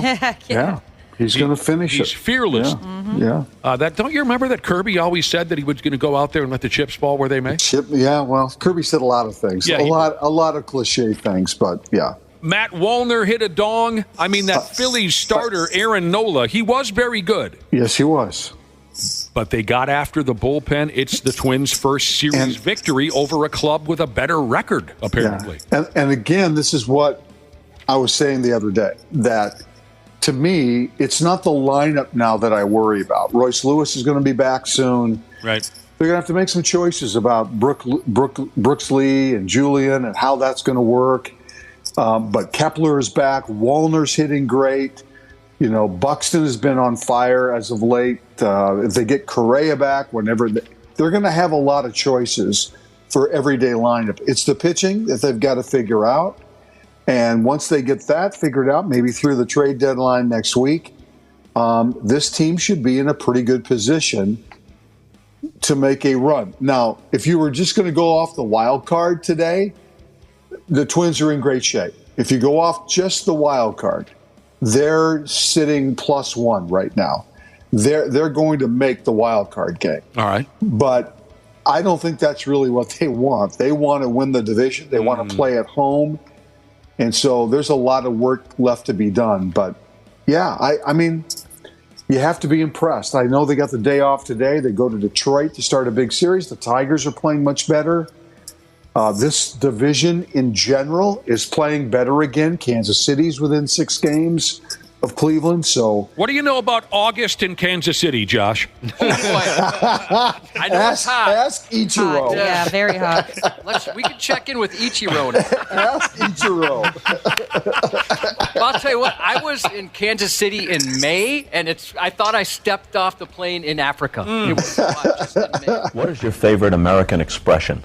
August in Kansas City, it's hotter than 2 rats in a f***ing wolf sock. That's my favorite. The best part is he got the joke wrong. He did. He got the punchline wrong, but still. Now, Buck left the game after being hit by a pitch. Yes. I don't think it's serious, though. I get nervous whenever he leaves. I think it's just a contusion. I think he's going to be okay. X-rays came back negative. When the baseball hit him, he went, ah. Well, sure he did. Yeah. God, I would do more than that. Did you see that, Josh? When the baseball hit him, when it hit Buxton, he went, ah. I can understand why. And you're looking for good pitching. Who isn't? A kid yesterday for the Twins pitched terrific. David Festa is how you say the name, Festa? Mm-hmm. Right. Did he really dump 7 strikeouts on the Phillies? Yeah. He did. Balls Mahoney, like you said. Over just 4 innings. Yeah. They got a day off, and then they didn't ask for this. Now they got to go to Detroit. But there you go. Things got a little squirrely in a game between the Colorado Rockies and Boston Red Sox yesterday in Denver. Dude, this was effing outstanding stuff right here. Pretty awesome. This was outstanding. What a memory. Rockies pitcher Cal Quantrill was on the bump for Colorado. And a Boston hitter by the name of Reese McGuire was at the plate. Now, in case you didn't know, and I didn't, this McGuire kid, he's not related to Mark McGuire, is he? I don't think so, no. Okay, fair enough. This McGuire kid, I never heard of him until yesterday, or this morning, actually. He was arrested in the year 2020 for tossing off in a car in front of a store. Yeah, I don't remember hearing about this either. I'm not kidding. 4 years ago, this McGuire kid was arrested for beating his meat in his car. I thought, wasn't this the guy that did it like outside of a cheesecake factory? Or is that a different guy? Is that this guy? That was, I don't remember anything about this McGuire kid. The Cheesecake Factory rings a bell. Somebody masturbated outside the Cheesecake Factory, probably a member of the Vikings. I don't know. I thought it was an NFL player, like almost Baker Mayfield, or who was the other one? Oh, you're right. It was an NFL player. Yeah. It was a quarterback. I thought Baker Mayfield got laid in his car outside a how do you call it, Cheesecake Factory. Maybe that's where I'm confused. At any rate, this McGuire kid was arrested 4 years ago for playing with himself. So back to this at-bat. McGuire hits a pop-up. Easy infield pop-up. Quantrill went after the dude for that beat-off incident. No. He did. It's so good. Why? I don't know. This Quantrill guy just kind of snapped. Now, maybe there was some sour looks between the two of them during the at-bat. Maybe they know each other from years ago and don't like each other. Don't know. It struck me as quite sudden. But anyway, after McGuire's pop-up was caught and he's headed back to the dugout, it's clear as day if you watch the video. Quantrill shouts at McGuire. He shouts this at him. Go jack off in the effing parking lot, you dumb F. Oh, my God. There has to be something more than just that. Probably. There has. I just watched this. He didn't even get down to first base. No. He never even watched to see if the guy caught the pop-up. No. Neither guy. Quantrill didn't, and neither did McGuire. Go jag off in the effing parking lot, you dumb F, is what Quantrill shouts to McGuire. I love that he brought that back. Yeah. And this is with a pitcher whose team ends up scoring 20 runs in the game. So it's not like they're frustrated that they're losing to the Red Sox, right? No.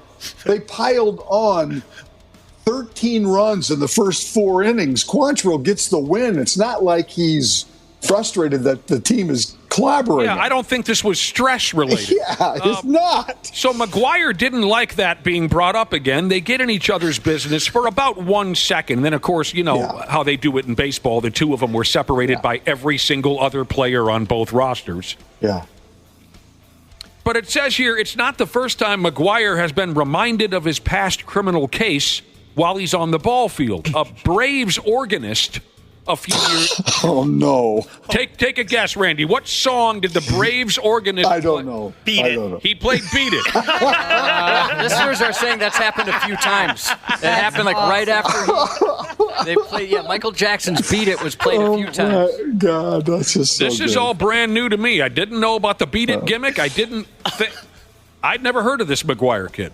Oh, my God. That's just too good. I mean, that's a tough crime to escape if you get caught doing that. That's no matter what line of work you're in, your friends are probably going to remind you of that. You're right. There's a long list of things you can do and live it down. That's one you can't. No, it's going to follow you. Does the opposing team in the clubhouse go, yeah, this is the guy. Let's get him. Oh, yeah. Let's roast him." They all know each other. Oh, yeah, Yes, they're they do. ready. The scouting report is like, he's got a nasty slider. Remember, he's also the guy that beat off in the CVS parking lot. It is remarkable how teams, and sometimes it's not necessarily the players. It's like the PR people. It's the communications people who maybe have an idea about something somebody has done, and they sit and will play. We've heard this before, right? The organist has been sometimes the team's greatest asset because they will play something that just tees off a guy from the opposing team.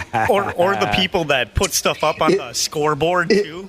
It reminds me of John Randall when he played for the Vikings. John would do this intensive scouting of players he was going up against, so he knew specifically things to say during the game to piss him off. Yeah. I mean, that was one of John's trademarks, was to do research and then use that research during the game, to say something to an offensive lineman that just got under his skin. So, same thing. Who would have thought that a Wednesday day game between the Colorado Rockies and Boston Red Sox would become the game of the year? That's what this was yesterday. This was the game of the year. I'd like to beat them 20-7, but that's the side story to everything. Yeah, exactly. That's good. Oh, man. John Randall. Boy, if you're caught doing something like that, that'd be very difficult to come to work the next day, don't you think? I don't. Oh, yeah. And he is it's such a public job. Yep. Oh boy. Every day I would think, oh my God, what have I done? You know what I'm saying? Yeah. Yeah. You'd never, ever forget that. Never been that horny, thank God. Good Lord. How much do you think he begged the cops not to give him a ticket or bring it up or something? Oh, I bet. Oh, I'd love to Please see that footage. The list of excuses you used. No, I was adjusting my shorts. Now, there was a real punk-ass move. I missed this. This happened Tuesday. The Houston Astros, they can't help but be punks. In Tuesday's Astros game against the Oakland Athletics, there was a ball player for the Athletics by the name of Lawrence Butler who nearly became the first Athletics player since 2007 to hit for the cycle, but he didn't get the chance. The Astros pitched around him in his final at-bat, robbing him of an opportunity to hit for the cycle. That's BS. Total garbage. It was an 8-1 ball game. The Athletics were leading Houston 8-1 in the bottom of the 8th. The game's over. But they pitched around Butler and he didn't get a chance. He went double, triple, dong. He needed a single. And they friggin' walked him on 5 pitches. Wow. I don't know if you guys watched the video, but he was just kind of laughing like, you got to be kidding me. He just What a chicken-S move by a chicken-S ball club. Yeah. I want to hear the spin that Houston Astros, sports announcers put on this one. Yeah. Because they love to put a positive spin on the cheating scandal, too, or whatever. Right. And they showed fans in the crowd that were pissed. Yeah. Fans were pissed. There was a picture that caught my attention. A picture of a 12-year-old kid in the stands wearing all of his athletics gear, giving the Astros the finger after they walked Butler. Yeah. That's too bad. Just because they didn't want to be on the other end of that, right? Right. What a pile of garbage. Oh, for Pete's sake, Randy Shaver, sports fans have been surveyed. You guys knew this already. You're a bright group. If you watch a lot of sports, there's a decent chance you have some kind of ritual. And according to this survey, 22% of sports fans have good luck rituals. Like your team won't win unless you wear a specific hat, or you make a specific meal, or you sit in the same chair, almost that kind of thing. Sure. Dana, didn't you say you have something like that with a jersey? Or Yeah, big time with jerseys. And if my team's not playing well, I'll change jerseys midway through the game. It's pretty. That's really dumb. You know that, right? I'm well aware, Randy. It's not a healthy habit at all. That's really dumb, Randy Shaver says. It is. And he said it in a disappointed dad voice. Yeah. He is disappointed. He's disgusted. Now, have you ever thought this is going to make a difference? When you change your jersey or your bandana or whatever you're doing? No, I don't physically think it's going to, but in my mind, I just think it's just a superstition type of thing. Huh? Yeah, it's just a weird habit. But you never think this is going to make a difference. No, I okay, never think the players are like, all right, I bet Dana just changed a jersey. I think we can just time to start playing better. Oh now. my God, Dana changed his jersey. We're gonna win. Yeah, we're gonna do this thing, boys. Let's bring it home. You put on the white one. Well, it says here that 1 in 14 fans do think what they're doing in front of their television is affecting the game in some way. No, I mean, I know it's completely irrational, but they just have to do it. There's a neighbor kid that he loves the Vikings, so we watch all the games together. He's young; he doesn't understand yet. And he'll come over a few times to watch the games with us, and every time he's come over, the Vikings have lost. So we have joked, like, you're not allowed over at the house anymore during the Vikings. The poor kid thinks he's probably young enough. He thinks he's actually a curse. I like that. No, we've never said it to him. I'm saying within the family. Oh, gotcha. I'll tell my son, like, don't invite him over anymore. Lock the door.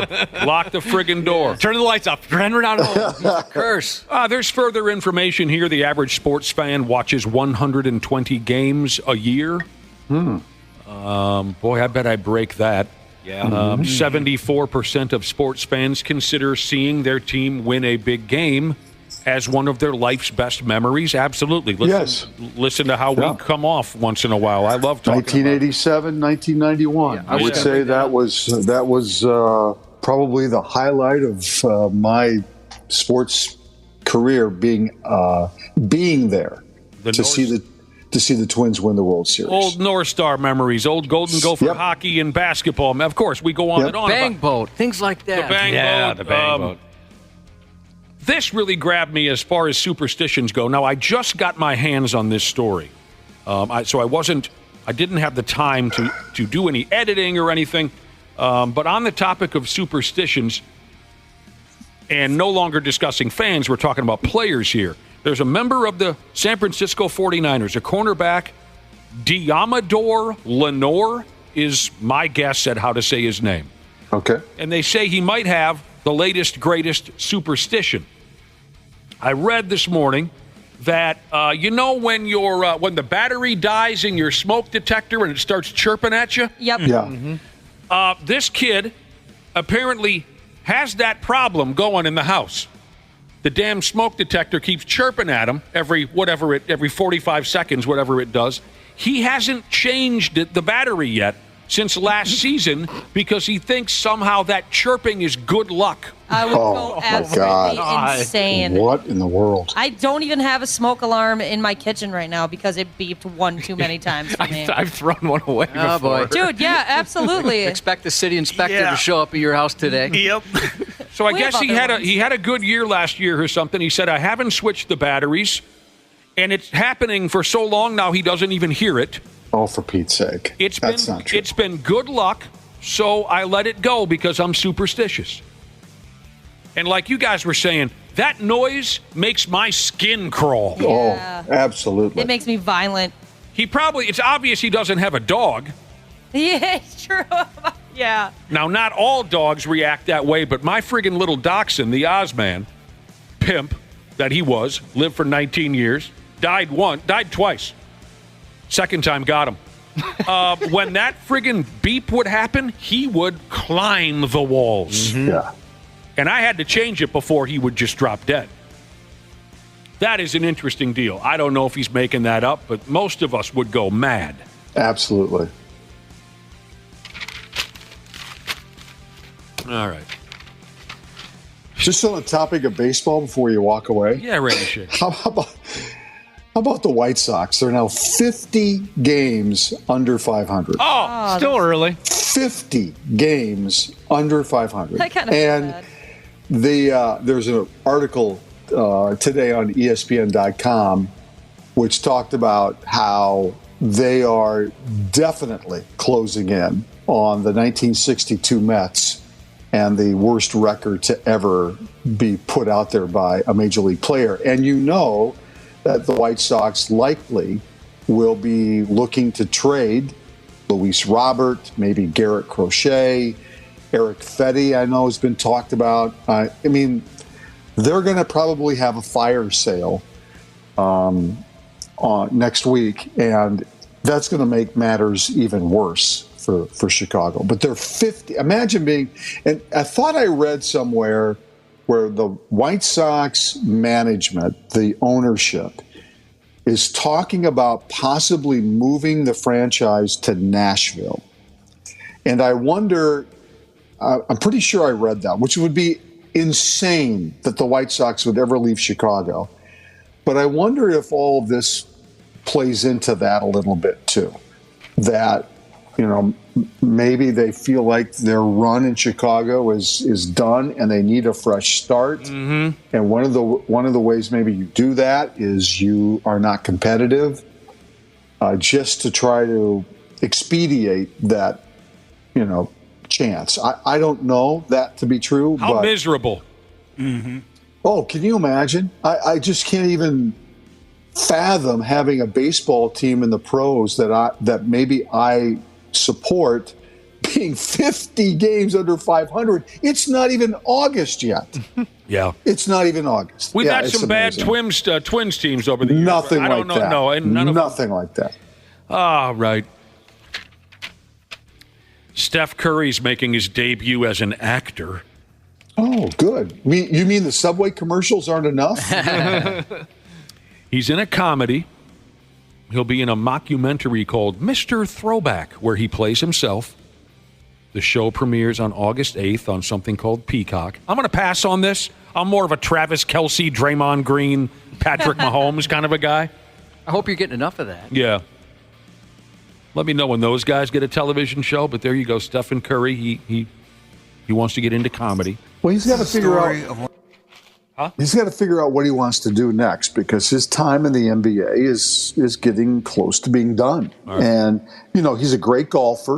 There's always been some talk that he would try to find a way to maybe do that next. But I'm sure he's trying to figure out what the next move is. So. The next move for Stephen Curry. He does have some overall producing deal with Netflix right now. This series is going to be the first that comes out from that.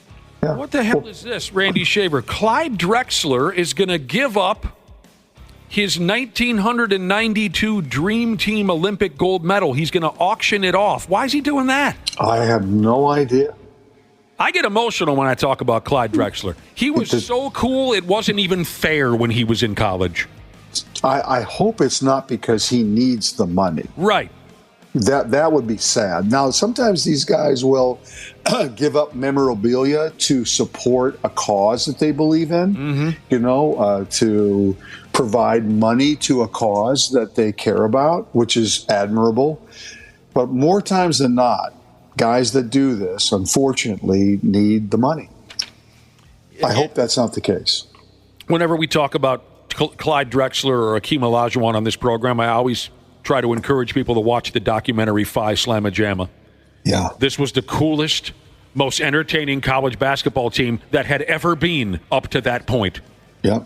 After Phi Slamma Jamma, you had the Fab Five, you had the UNLV guys with Larry Johnson and Stacey Augmon. Before the Fab Five, before UNLV, there was Phi Slamma Jamma. And Clyde Drexler was so cool in everything. He looked cool. He walked cool. He played basketball cool. I wanted Clyde Drexler to become what Michael Jordan became. And some folks thought he would when he got into the NBA. But that unbelievable prick Jordan took it away from him a couple times in the finals. Then they were teammates on the Dream Team. They win the gold medal. And I hear that now Clyde's gold medal is hitting whatever golden auctions are. The bid right now is $250,000. It doesn't specify why Clyde the Glide's medal is up for auction. Is it possible he already sold it to someone years ago, Randy Shaver, maybe for charity, like you said, and then that individual is now going to... I couldn't tell you. Okay. I have not seen anything that says either it's him giving it up or he... I don't remember if he did do that. One more basketball note before we'll move away from basketball. Text from Medical Device Jesus. We have a love-hate relationship, the two of us. He texts some really funny stuff and now and again, and then he'll go on a tangent about stupid Michigan State, and he loses me. Right. but it's all a part of growing together as friends. Medical Device Jesus. You know how I always rip on NBA officials. I say they're the worst in the entire world, and you and Brad Ryder argue with me all basketball season long. Yeah, they're not. They're but that's absolutely okay. terrible. No, they're not. And a lot of the calls they make are on reputation alone, and it makes me sick. Here's a text from Medical Device Jesus. Did you know this, Randy Shaver? Joel Embiid has almost 40% less free throws attempted per minute in the Olympics versus the NBA. 40% less.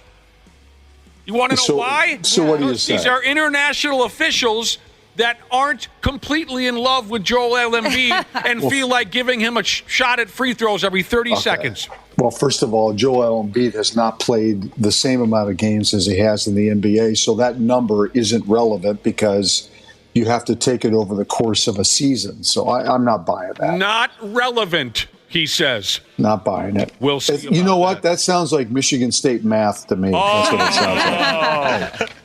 All right, forget it then. Yeah. So Vikings wide receiver Jordan Addison is talking to the media now after his effing alleged DWI from a couple of weeks ago.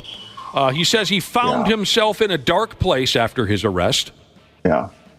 But the unexpected level of support he received from teammates and coaches have pulled him through, by God. Yeah. He said, I was feeling down, and they really uplifted me. So through everything that's going on, hang on a second, Randy Shaver. I want to finish. Sure. I want to finish it. Sure. After everything that's going on, I'm going to put it behind me, and I'm still going to perform at a high level. I'm going to come out here and give the fans what they pay for. You know what, dude? That's cute. Football is fun and everything, but that's not what really matters. How about you focus on not getting effing hammered and driving around town? Right. How about you focus on not allegedly falling asleep behind the wheel on a damn freeway? Yeah.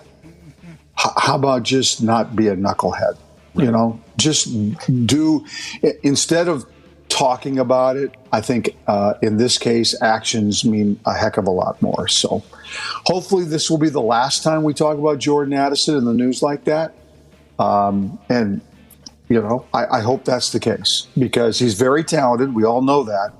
But these are the kind of things that can take a person's career and turn it the other way. And fans get tired of that, you know? I mean, this is strike number 2, right? Yeah. When it comes to this. And fans, they get tired of it. So we'll see. But I appreciate the fact that he spoke about it yesterday. I think yesterday was the first time he's talked about it publicly. Yep. So I'm glad that he did that. I'm sure the team told him he needed to do that. You know, there's nothing worse for a professional athlete to have something happen and then continually duck the media and make the media chase them all over the place, because not only does it affect that player, but it affects the organization. The organization does not like, you know, having that stuff hang over their head. It's always best, get it over with, come speak about it up front, take your medicine, whatever that looks like, and then everybody can move on, right? So if you watch the video of him talking to the media, it's kind of funny because it wasn't a formal press conference. They just kind of grabbed him as he was coming off the practice field. Yeah, but no. Here's the funny part, Randy. Though is he's talking, and then somebody from the Vikings comes by to the hut and says, "Hey, Justin Jefferson's talking. If you guys want him," and everybody kind of just vanished. and let me tell you, that's calculated. Mm-hmm. You know, that's a calculated move. But I'm glad the kid came out and talked. I'm glad he did that. It helps it's day one of training camp. The last thing they want is this to be hanging over training camp for more than a day. So, are the Vikings aware of the situation? Are they gathering information? They have. They are. They have said they are aware of it. Yes. Yeah. Okay. You know, I'm going to go out there and play at a high level. I'm going to give the fans. You know what, dude? I don't really care if you score a bunch of touchdowns. I don't care if you get to do the gritty. Just don't run over my great-grandma after you went out for 3-for-1s. How about that? Yeah. Well, it's so stupid because they have that phone number. All NFL players have that phone number that they can call. Well, this wasn't in Minnesota, so I don't know if that goes. Okay. It's 488-8888. I know the phone number. That's Pizza Hut. That's Pizza Hut. That's Pizza Hut. What are you talking about? That's who I called last time I was drunk. Will the Pizza Hut driver pick me up, please? Yeah.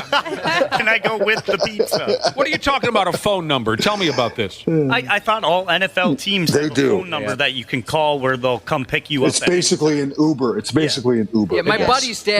buddy's dad used to run that whole thing, and he said the fact that any NFLer gets in trouble is ridiculous because they've got this number, a get out of trouble number, saying, "Hey, Right. I'm in this." It's not just like drinking and driving. I'm in a situation that doesn't look good. Can you come get me? Can you help me out of this situation? So It's basically like the wolf from Pulp Fiction. You know, a guy who can just clean things up for you. well, yeah, I'm not going to suggest they're cleaning things up. Maybe Well, not that's- like that, not dead bodies, but, you know, can just make things kind of go away and can help But you it's out. more like, hey, I'm in a situation that could go bad. Can you Yeah. come I help need to me get out of here. I've heard of time that. of day or night. I've heard of that before, absolutely. But my guess is it's not cool to call an Uber. No, you got to drive your own. You got to drive your white Mercedes Yeah. around. The problem with that is you have to leave your personal car wherever you leave it, and you got to come back the next day and get it. It's probably more inconvenience than anything else. You know, one of Nick's they don't favorites- want to be inconvenient. One of Nick's favorite receivers said it best. You need to have a fall guy. You got to have a fall guy. He's the guy. Oh my God! Yeah. Oh my gosh. I got a text message here from Sweaty Balls Jesus on the topic of Jerry Adelman. What the hell's the kid's name Jordan again? Addison? Sweaty Balls Jesus says it wasn't alcohol. He was stoned. Is that true? That is true. It was marijuana. Okay, well then don't get stoned and run over my great grandma. I don't care what it was. What you're on. Straighten yourself out and don't be driving around whether you're stoned, drunk, whatever. Right. Whatever. Fine. Okay. I didn't know that it was marijuana cigarettes. Randy Shaver. Get sativa next time, not indica. That's the difference? Yeah, it'll make you go to sleep, indica. Well, he did go to sleep. Yeah, he did go to That's freaking how he got sleep. busted. Behind That's the what wheel I'm of a motor vehicle. That's why I'm saying smoke sativa, not indica. I see what you're saying. Okay. You don't want to get into a marijuana argument with me. Oh, yeah, I definitely don't. Waffle, I had half a marijuana the other day. Uh-oh. A whole half? I had oh my one half gosh. marijuana. I bet you're still feeling it now. Heck yeah. Randy Shaver, a couple people have been texting in saying, did you buy that college football video game and do you like it? Well, here's the thing. I feel very sad about this. I bought it last Friday, and I still haven't had a chance to get to it yet. You're retired for I Christ's sake. know. You're doing retirement wrong. What else is there? I know, but here's the thing. And Wapple will probably agree with me. If I'm going to sit down and play that game, I have to block some time. Yes. Yeah, you I can't just go there for like an hour and start it. I'm waiting for a chance, and it looks like this weekend I'll have that where I don't have grandkids, I don't have other stuff that I'm doing, and I can just devote like 4 hours and sit because my son bought it, and he called me immediately at Wapple, and he said, "Oh my God, Dad, this game's amazing." It is. So I can't wait to do it, but I've been so busy with other stuff lately that I just haven't had the time. So You're waiting for a good time to love but I went and bought it. I walked in there Friday morning at like 9 a.m. I felt weird too. Here's this 65-year-old guy going to buy a football game. But the kid said, "Oh, probably good you did this early because we've got a lot of people that are going to be coming in to buy it." So. I haven't read one negative thing about it. Everybody says it's better than advertised. I am super excited to play it, but I just know I've got to find the right amount of time. Oh, yeah. You're going to get sucked right in. I know. And that's- every time I get a new video game, like you said, I need to block off like 4 hours to start the game so you can get into the story mode or whatever and learn the controls. Well, and here's the other thing for me, and not to belabor all this, but I love the baseball game so much, and I'm in the middle of a season with that. Oh. And so now I'm also going, God, do I stop doing that to go, So I've got to figure it out. Because once you switch over to the football, you're not coming I back won't to go your back. season for MLB. Yeah. The only I know. thing the only critique cool, or Randy. criticism that I've seen about the new college game is that the kicking is ridiculously hard. Oh, really? Yeah, like insanely hard. Like the toggle that you have to, because Sure. the toggle goes back and forth and you have to stop it so that it's a Sure. good kick or whatever. Sure. I've seen videos of it and it goes incredibly fast. Like it's crazy. Wow. Wow. People are like, I don't know how I'm ever going to like kick it straight. You got to know what you're doing, Smash League. Yeah, you got to have those fast for someone who hasn't played Madden in a long time and hasn't done that, it will be extremely difficult for me, I'm sure. So yeah. Yeah, and like creating hot routes and making your line switch. Are to we like done yet? Jesus Christ! You know what? Are you going to slide them? What are you going to do? Where's the mic? Where's the mic coming? The old man doesn't want to hear anymore. Oh God! It's the talk of the town right now. Damn It you, is. kids. You know, the other day I was bitching about the NFL. I'm always bitching about the NFL because it sucks. But what really aggravates me this time of year is the coverage overkill. And all they're doing right now. Oh, it's early, yeah. JV guys knocking into each other at practice. Who cares, right? Here's an example of the NFL coverage overkill that we talked about a couple days ago. NFL. As soon as these idiots report to training camp, websites and whatnot have to put up stories about every little detail, no matter how minor or inconsequential. What movie? Austin Powers, mystery man of all time. Anyway. And on top of all that, how about a little respect for this guy? I'm sure he's really pumped that websites are going with this story. It says here, a 363-pound offensive lineman for the Philadelphia Eagles puked several times at his first practice of the year. I'm sure, yeah. I felt bad for the guy. Yeah. And he must be thinking, well, thanks, dicks. How about a little friggin' privacy? Yeah. It's hot. He's a large human being. He got sick. That did not need to be a story. I'm not even going to say the guy's name. I'm not. Because I think he deserves a little friggin' privacy. How about he should say to the media, how about I come to your workplace when you're not feeling good? And then I tell everybody what happened.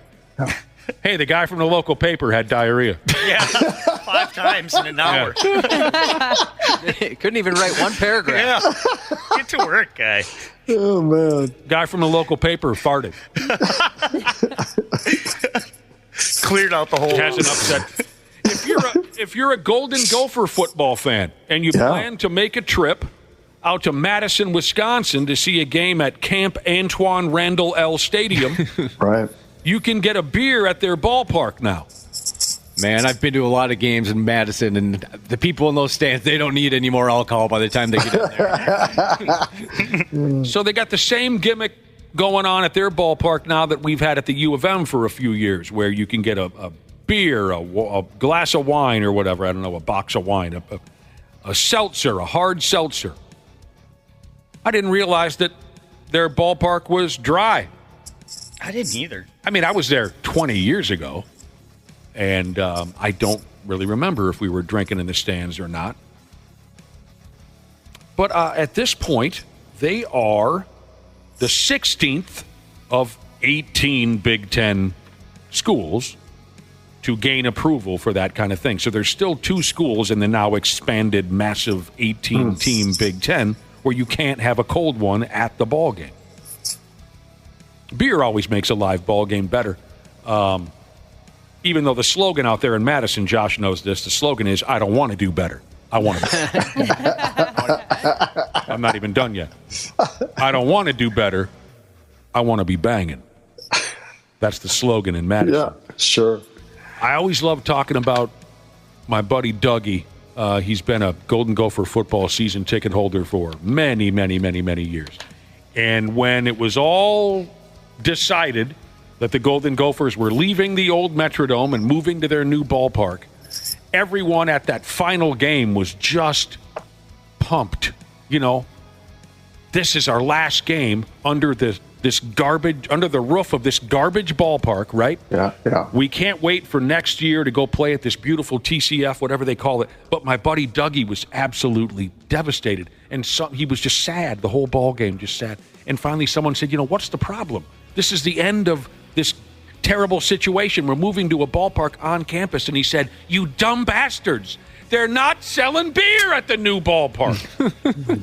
And it dawned on everyone, oh, my God, he's right, because at the old Metrodome for Golden Gopher games, it was the same rules as Vikings games. Yeah, because it was off campus. Off campus. Yeah. Dougie was the only one smart enough to say, you guys, this is not good news that we're leaving. We are not happy. He was not. And what did it take? Maybe 2 years for the Gophers to approve a beer, something like that? Yeah. But I was at a lot of games at the Metrodome, too, where they cut off beer sales early. Well, sure they do. Especially some of those Iowa games. We're like, no, we're done at halftime. We're not doing this. Next time you go to Madison, just remember that slogan. If someone tells you you can do better, you don't want to do better. You want to be banging.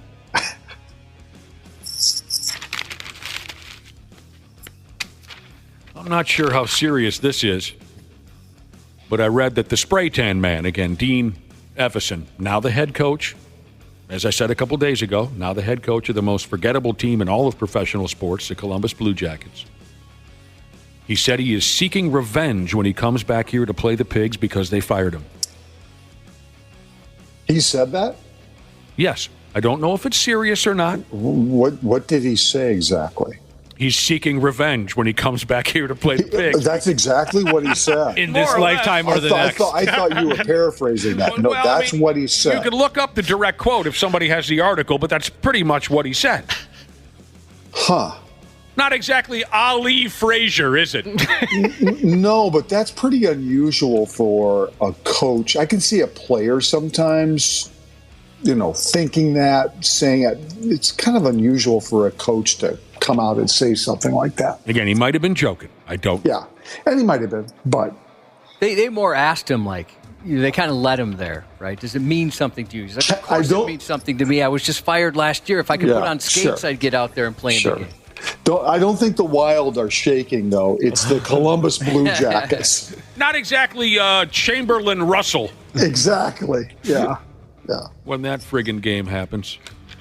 So it looks like he said, what I dislike is when ex-coaches go in and say, oh, this game means nothing to me. That's such bull. Of course it means something. Am I right? Well, that's different, yeah. Well, no, but the rest of what Josh said was also part of the quote. So he more or less said he's seeking revenge. Yep. And I wonder if he knows that nobody cares. Anyway. Yeah, to me, winning that game is not revenge. Yeah. I mean, come on. Josh, if you're on the front lines there with a mic in his face, do you just tell him, look, dude, nobody cares? Yes. Yeah. Dang, that was such a cool line and all, but it doesn't go anywhere here. Do we need to? Should we tell him that nobody cares? And then Josh says, F it, I'm going to do it. Dude, nobody cares. It's the Columbus Blue. Don't you understand? All right, Randy Shaver, that ought to do it. That's it, huh? Wow, that went fast. I'm not trying to put any guarantees out there. Okay. But I think we're going to be talking to Zach tomorrow. Oh, fabulous. It's his birthday weekend, don't you know? It's Zachy's birthday weekend. Does he turn 40? 40? He does, yeah. That is fabulous. Oh. We love Zach. We do. Mm-hmm. Adorable.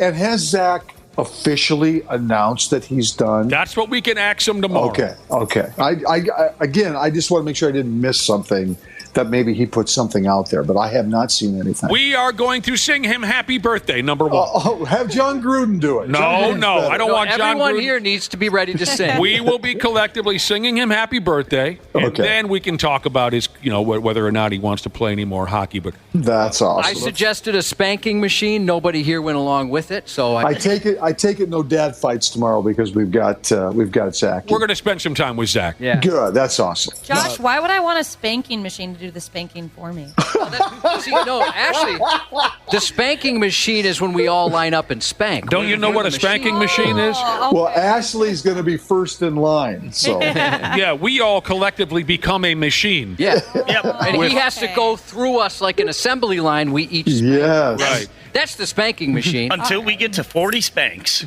I guess I'll share. We use the palms of our hands, and then we never wash them again. Oh, my God. Wait, Wapo, weren't you once called the spanking machine back in high school? Yeah, that's when I set my record. Oh, no. That's gross. Yeah. Gross. And your record again was? 8 times in one day. Oh, my God. Hey, there was nothing to do that day. That puts Ross to shame. It does. You have video games. I had nothing to do. Sick and disgusting. Nothing to do. Lots of Gatorade. Awful. Whoa. Oh, God. You know what? Don't bring the good people of Gatorade into this. They had nothing to do with it. Fine, it was Powerade. Let's see if Wapo was listening earlier. Hey, Wapo, do better. Yeah, do better. Don't you want to do better? I do. I'll try. Wapple. Madison, Wisconsin. The slogan, hey, Wapple, you should do better. He wasn't listening. I got you. Randy, we'll talk to you tomorrow. We'll get back on the line. See you. Sounds good. You're the best. We'll be right back on the Half-Assed Morning Show. The 93X Half-Assed Morning Show. Are you ready to beat the heat this summer? Standard Heating and Air Conditioning is here to help you say goodbye to sweltering heat and hello to ultimate comfort. Ashley, what specials do they have going on this month? Celebrate Christmas in July with Standard Heating and Air Conditioning. Get huge savings with $1,776 off a new multi-head ductless system. Visit standardheating.com to discover all the goodies in Santa's bag. The Rolling Stone Music Now podcast gets inside the biggest stories with Rolling Stone senior writer Brian Hyatt, Snoop Dogg, and Lotto. Let me give you one of my secrets. I remain the biggest kid in the room at all times. As a kid, and you can't believe that. Look at where you at. Keep making it about fun. Yeah, we blessed to be able to do a job that's like fun. There's two funds that's the most important funds in the world. Funds that you make off of the fun that you have. Rolling Stone Music Now, wherever you listen. Half-Assed Morning Show 93X. Yeah, we're back here on the damn 93X Half-Assed Morning Show. God help us. We appreciate you so damn much for listening. Sometimes it's difficult to put into words how much. Okay, let's go down a dark route here. My favorite. Some of you are going to love this. Some of you are going to love this. You morbid types. You love the gritty, dark, mysterious side of things. We don't just jaw jack up and down about hand jobs and fart jokes around here. We can go over to the darker side of things now and again, can't we, Cubby? A little bit of variety. Huh? Although I do have a clip I've been meaning to play you of the world's longest dog fart, but we can maybe get to that a little later. Before the end of the show. Yeah, I promise you we'll get to that. I've been well, I was going to say sitting on this for a while, but that doesn't seem like the right way to phrase it. But before the end of the show, I've been holding it in since Monday. Josh has audio of the world's longest dog fart. But for now,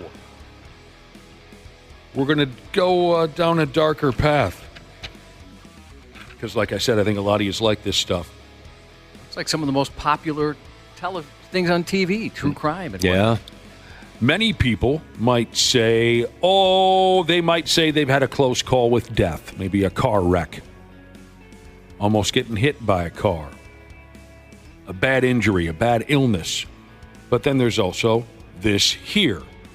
According to a new report, 22% of people believe it's likely that they've interacted with a serial killer. I don't know if I'd be within that 22%. Sadly, I do know two people who have killed multiple persons, both terrible stories, but that was all in one terrible event. Well, I lived in Wisconsin, so I definitely came across a serial killer or two. Yeah, your odds are triple just for that, just for the zip code. Yeah, they breed serial killers over there. They pump them out. Mm-hmm. We don't know how or why, but they pump them out. 22% of people say they believe it's likely they've interacted with a serial killer in their life or they will someday. 8% say it's very likely. Creepy, huh? I don't know. I don't know why you would be so certain of that. I would have no idea if I. Maybe it's because there's so much of that true crime content. You just kind of assume everybody must. They're everywhere, and that comes into play later. That comes into play.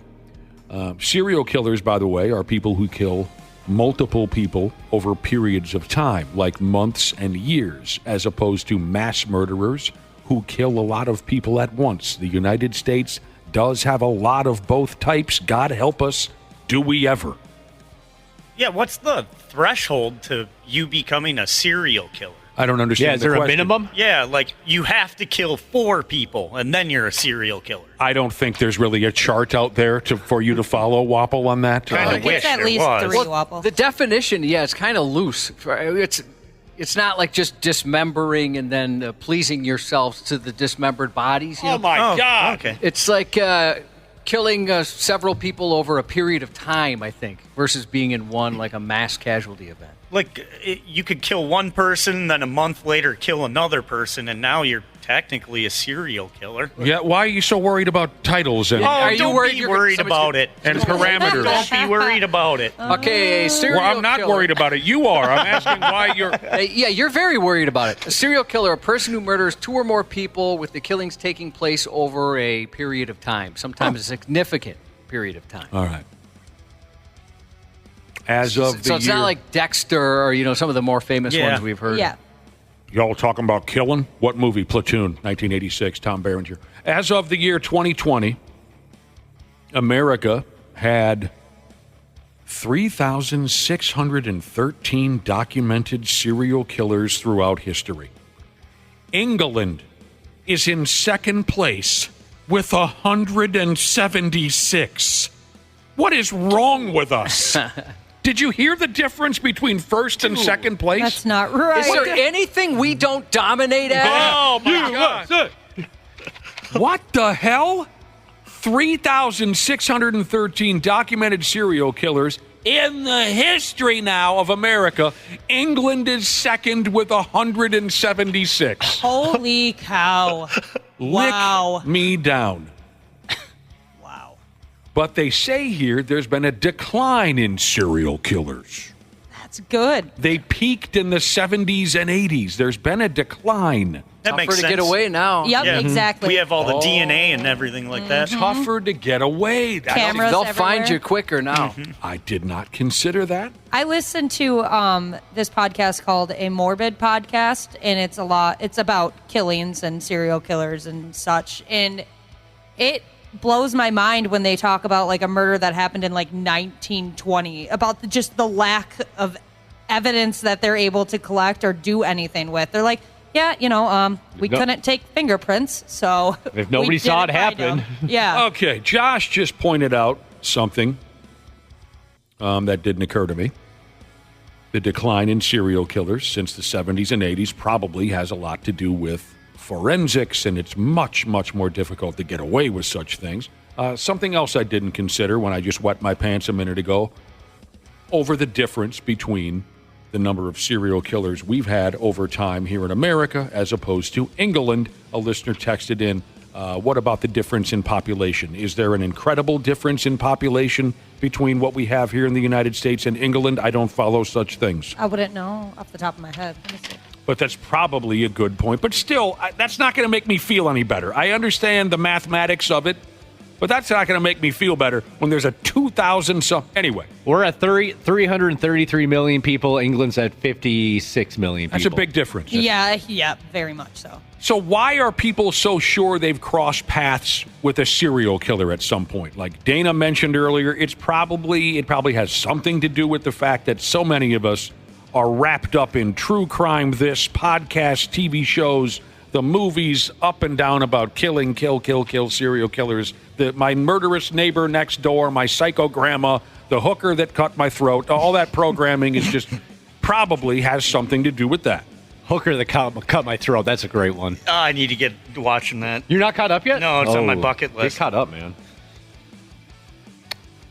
57% of people in this report admitted to consuming true crime content. Half of them said they watch it, whatever. I'm not going to get into this. It's like half of them said they watch it twice a week. 28% said they watch it once. Who cares? 57% of people admitted to watching that kind of stuff. And I had my love affair with it for a while. I did. But I stopped, and I don't miss it at all. But I had, 3-4 months. I got into was it called Neighbor? My Crazy Neighbor Next Door or something. I can't remember the title. Was that recently? Because they just came out with a new season. I'd never heard of it until you brought it up, and then Netflix said, hey, we got a new season of this. Nightmare Neighbor or... then the worst roommate or that might have been it. Yeah. I got into it for a while, but not anymore. So why are people so crazy about it? A lot of them say they have an interest in mysteries. Okay, you like a good mystery. Others I was going to say, there's nothing worse than when you're watching a true crime thing and then you get to the end, they're like, yeah, and we still don't know who did it. You're like, I wasted. There's no conclusion to this? I hate that. Oh, they That should tell pisses you me ahead off. of time if they conclude, if they figure it out or not. I'll flip a table over. I told you guys this before. So a buddy of mine's an English teacher at a high school, and when the Zodiac movie came out, one of his students saw it and didn't realize it was a true story, right? He just saw the movie, and he had that. My teacher friend said, hey, what'd you think? He's like, well, it was okay, but there's no resolution at the end. They never caught the killer. And he had to explain, yeah, dummy, because they haven't caught him in real life. Now, that is... I'm sorry, go ahead. Oh, history teacher? A kinder teacher, Shiza, said that she worked with a serial killer. Oh. Okay. Could you tell? I want to know. Could you tell that he was good a serial question. killer? Yeah, was there anything about him where you thought, this dude's definitely killed multiple people? You see, that's interesting to me. A lot of times, these maniac serial killers, the story kind of plays itself out the exact same way every time. We had no idea. He was so quiet. He was so kind. I don't know.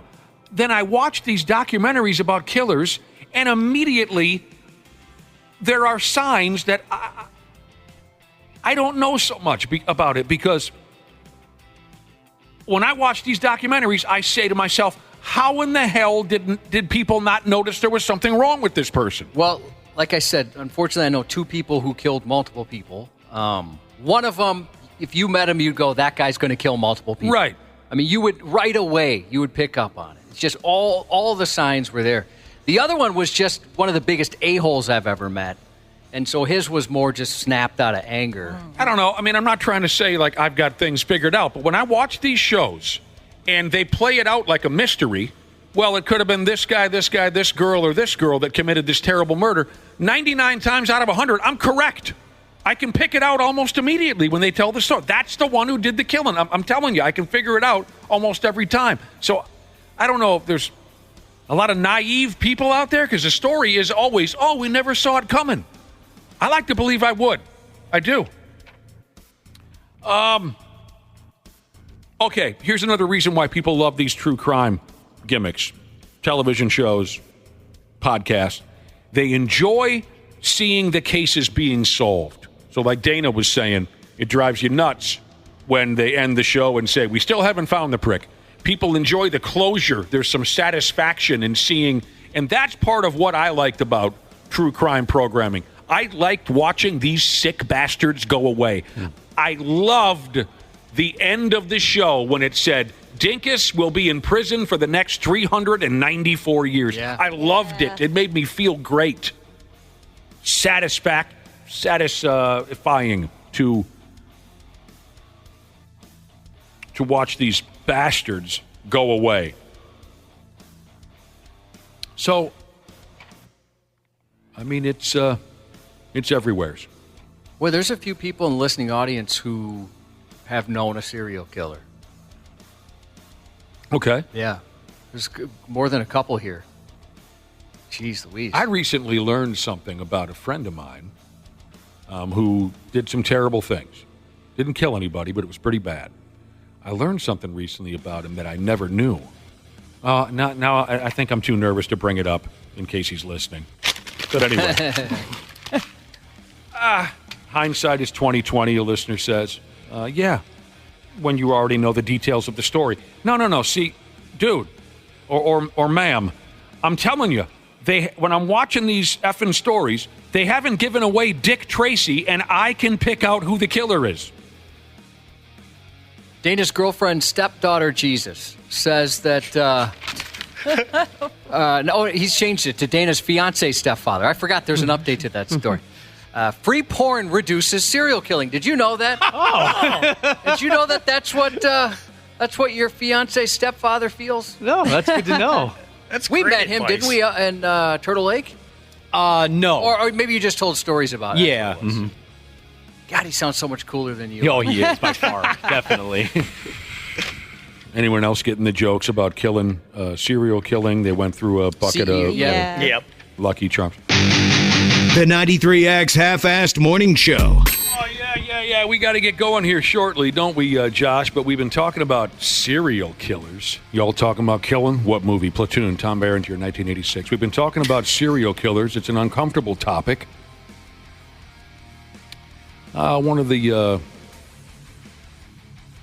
portions of the conversation, I'm really interested in how so many people say, never saw it coming, never saw that side of this individual. Where I'm telling you, when I watch these programs, I can pick it out almost immediately. Well, I could tell there's a couple of people who have committed crimes that shocked me, that I've known, I'm far less, terrible as this, but whether embezzling from their workplace or something like that, where I was pretty shocked that I never would have picked that person out as someone who would do that.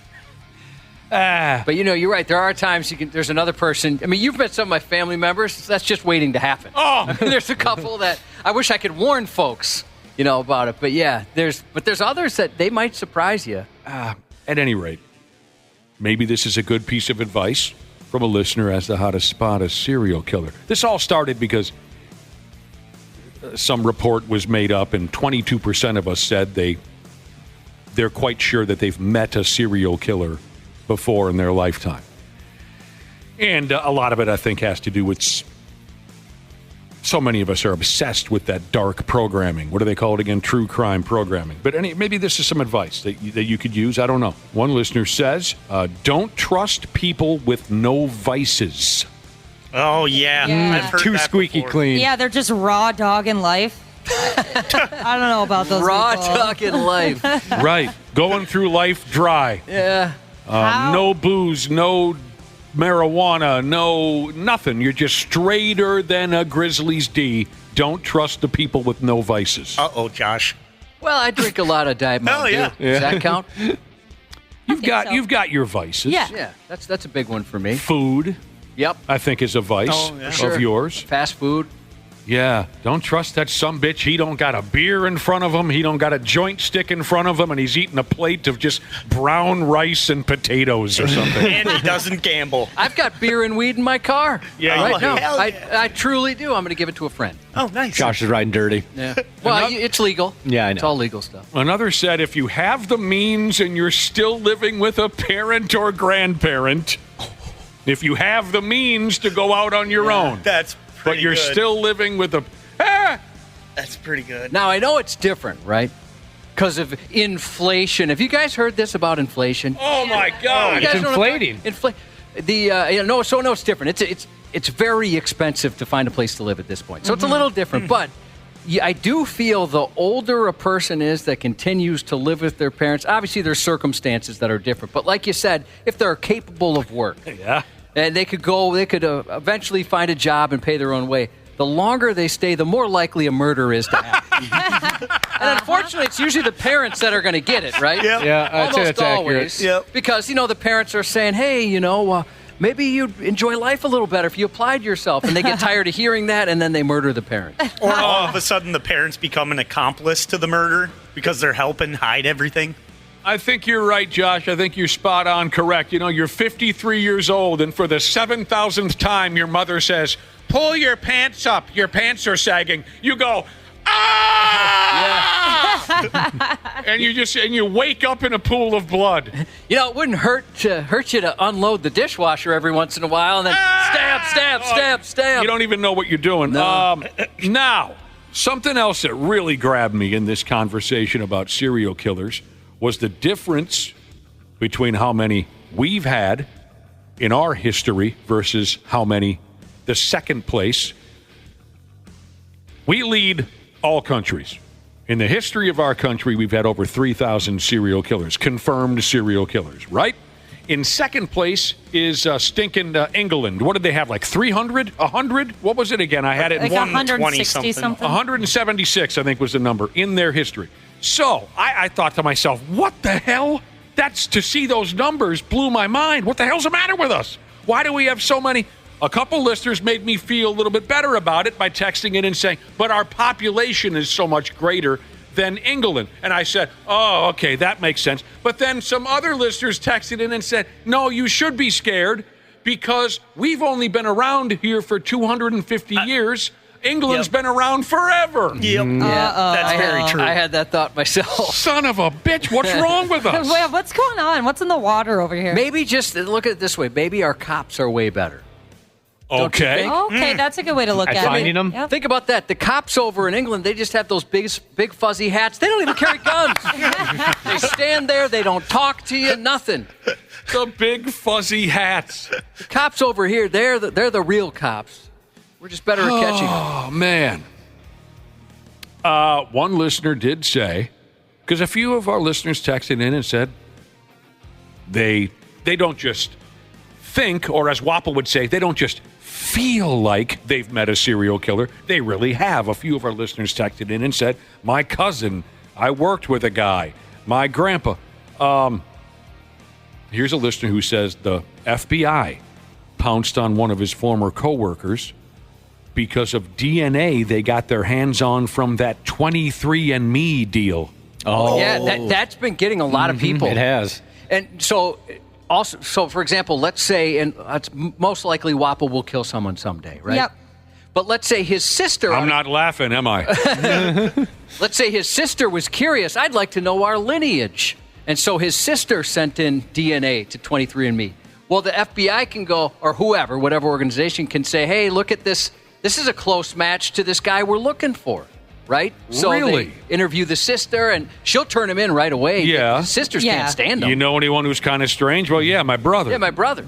Really? That's a possible way for it to work. Well, a fiction book talked about it. Oh. It seemed believable to me. I mean, it was a political thriller. I'm very gullible. I'll believe what you tell me. I mean, like I said, it seemed like maybe that's something that would happen because you're going to have similar DNA unless you have different fathers, which, Wapple, we have to talk after the show. Oh, I hope it's you. Now, this listener says that 50 years had gone by. 50 years. But this former coworker of his got pinched for a murder because of that 23andMe deal. You know, so I guess I'm picturing maybe this former coworker was, 20-some years old when he committed this murder. 50 years later, they caught his ass. Now he's an old man. Wow. Yeah, can you think of that? Imagine this. You're a serial killer, and you're bright. You're a bright serial killer. And the cops can't catch you. This guy's too smart. He's outsmarting us at every turn. And then your friggin' brother's curious if you're really Irish or French. Hilarious. That's how you get caught? That's hilarious. Thanks, Dean. Just want to know how much I can celebrate St. Patrick's Day. I need to know how much Irish is in me. Dude, that's remarkable to even consider such a thing. Barsaw Jesus said familial DNA is what it's called, and that's how they caught the Golden State Killer. Oh, a lot of people are texting in now saying that's how they caught the Golden State Killer. It's absolutely crazy. I don't know the Golden State Killer, and maybe I don't want to know. Zodiac is one of my favorite movies, even though there is no closure. They have certain theories at the end of the movie, but there is no real closure. But I love that movie. That is such a horrible but very interesting story. The actors are all terrific in that movie. So if you haven't seen Zodiac and you've got 4 hours and 15 minutes. It was kind of slow at times. It is, but I don't notice. I just think that's a damn great movie. And a couple of those Ted Bundy movies were really well done, especially the one where they showed him just get his friggin' ass kicked on his final day. I told you earlier, what drew me to these true crime television programs is I love the ending when they catch that piece of garbage and put them away forever. I love that happy ending, and don't get cute with that. In one of those Ted Bundy movies, oh my damn, I'm assuming I don't know for sure if they're telling me the God's honest truth, but I'll say it again. The, what do they call those folks? The prison guards and whatnot were not nice to him on his final day. Lots of slippery stairs. And it's very satisfying. It is. You kind of hope that's what happens, right? You hope there's prison justice. Yes. It is. It's raw, by God, it is. Okay. Even if I were to kill someone, I wouldn't even be able to get away with it because I'd be like, stab, stab, stab, and then I'd see the blood, and I would just faint. Just, I cannot deal with blood. Oh, that's true. You'd have to do it like the poison route, Wobble. Yeah, just choke somebody to death. We'll come up with some ways you could kill Yeah, someone. we'll get creative with Well, you. we'll Could you think of it handle tomorrow? Yeah. Could you handle watching somebody burn alive? I don't think so. Okay, well, we'll come up with some stuff for you. Shout out to Tom and the boys shopping in Eden Prairie. Have a great Thursday. The 93X Half-Assed Morning Show. 93. The 93X Half-Assed Morning Show podcast is sponsored by Standard Heating and Air Conditioning. New episodes drop each weekday. If your podcast platform has ratings, go ahead and give us 5 stars and maybe give our enemies 1. Thanks, and here's a word from our sponsor. Celebrate Christmas in July with Standard Heating and Air Conditioning. Get huge savings with $1,776 off a new multi-head ductless system. Visit standardheating.com to discover all the goodies in Santa's bag.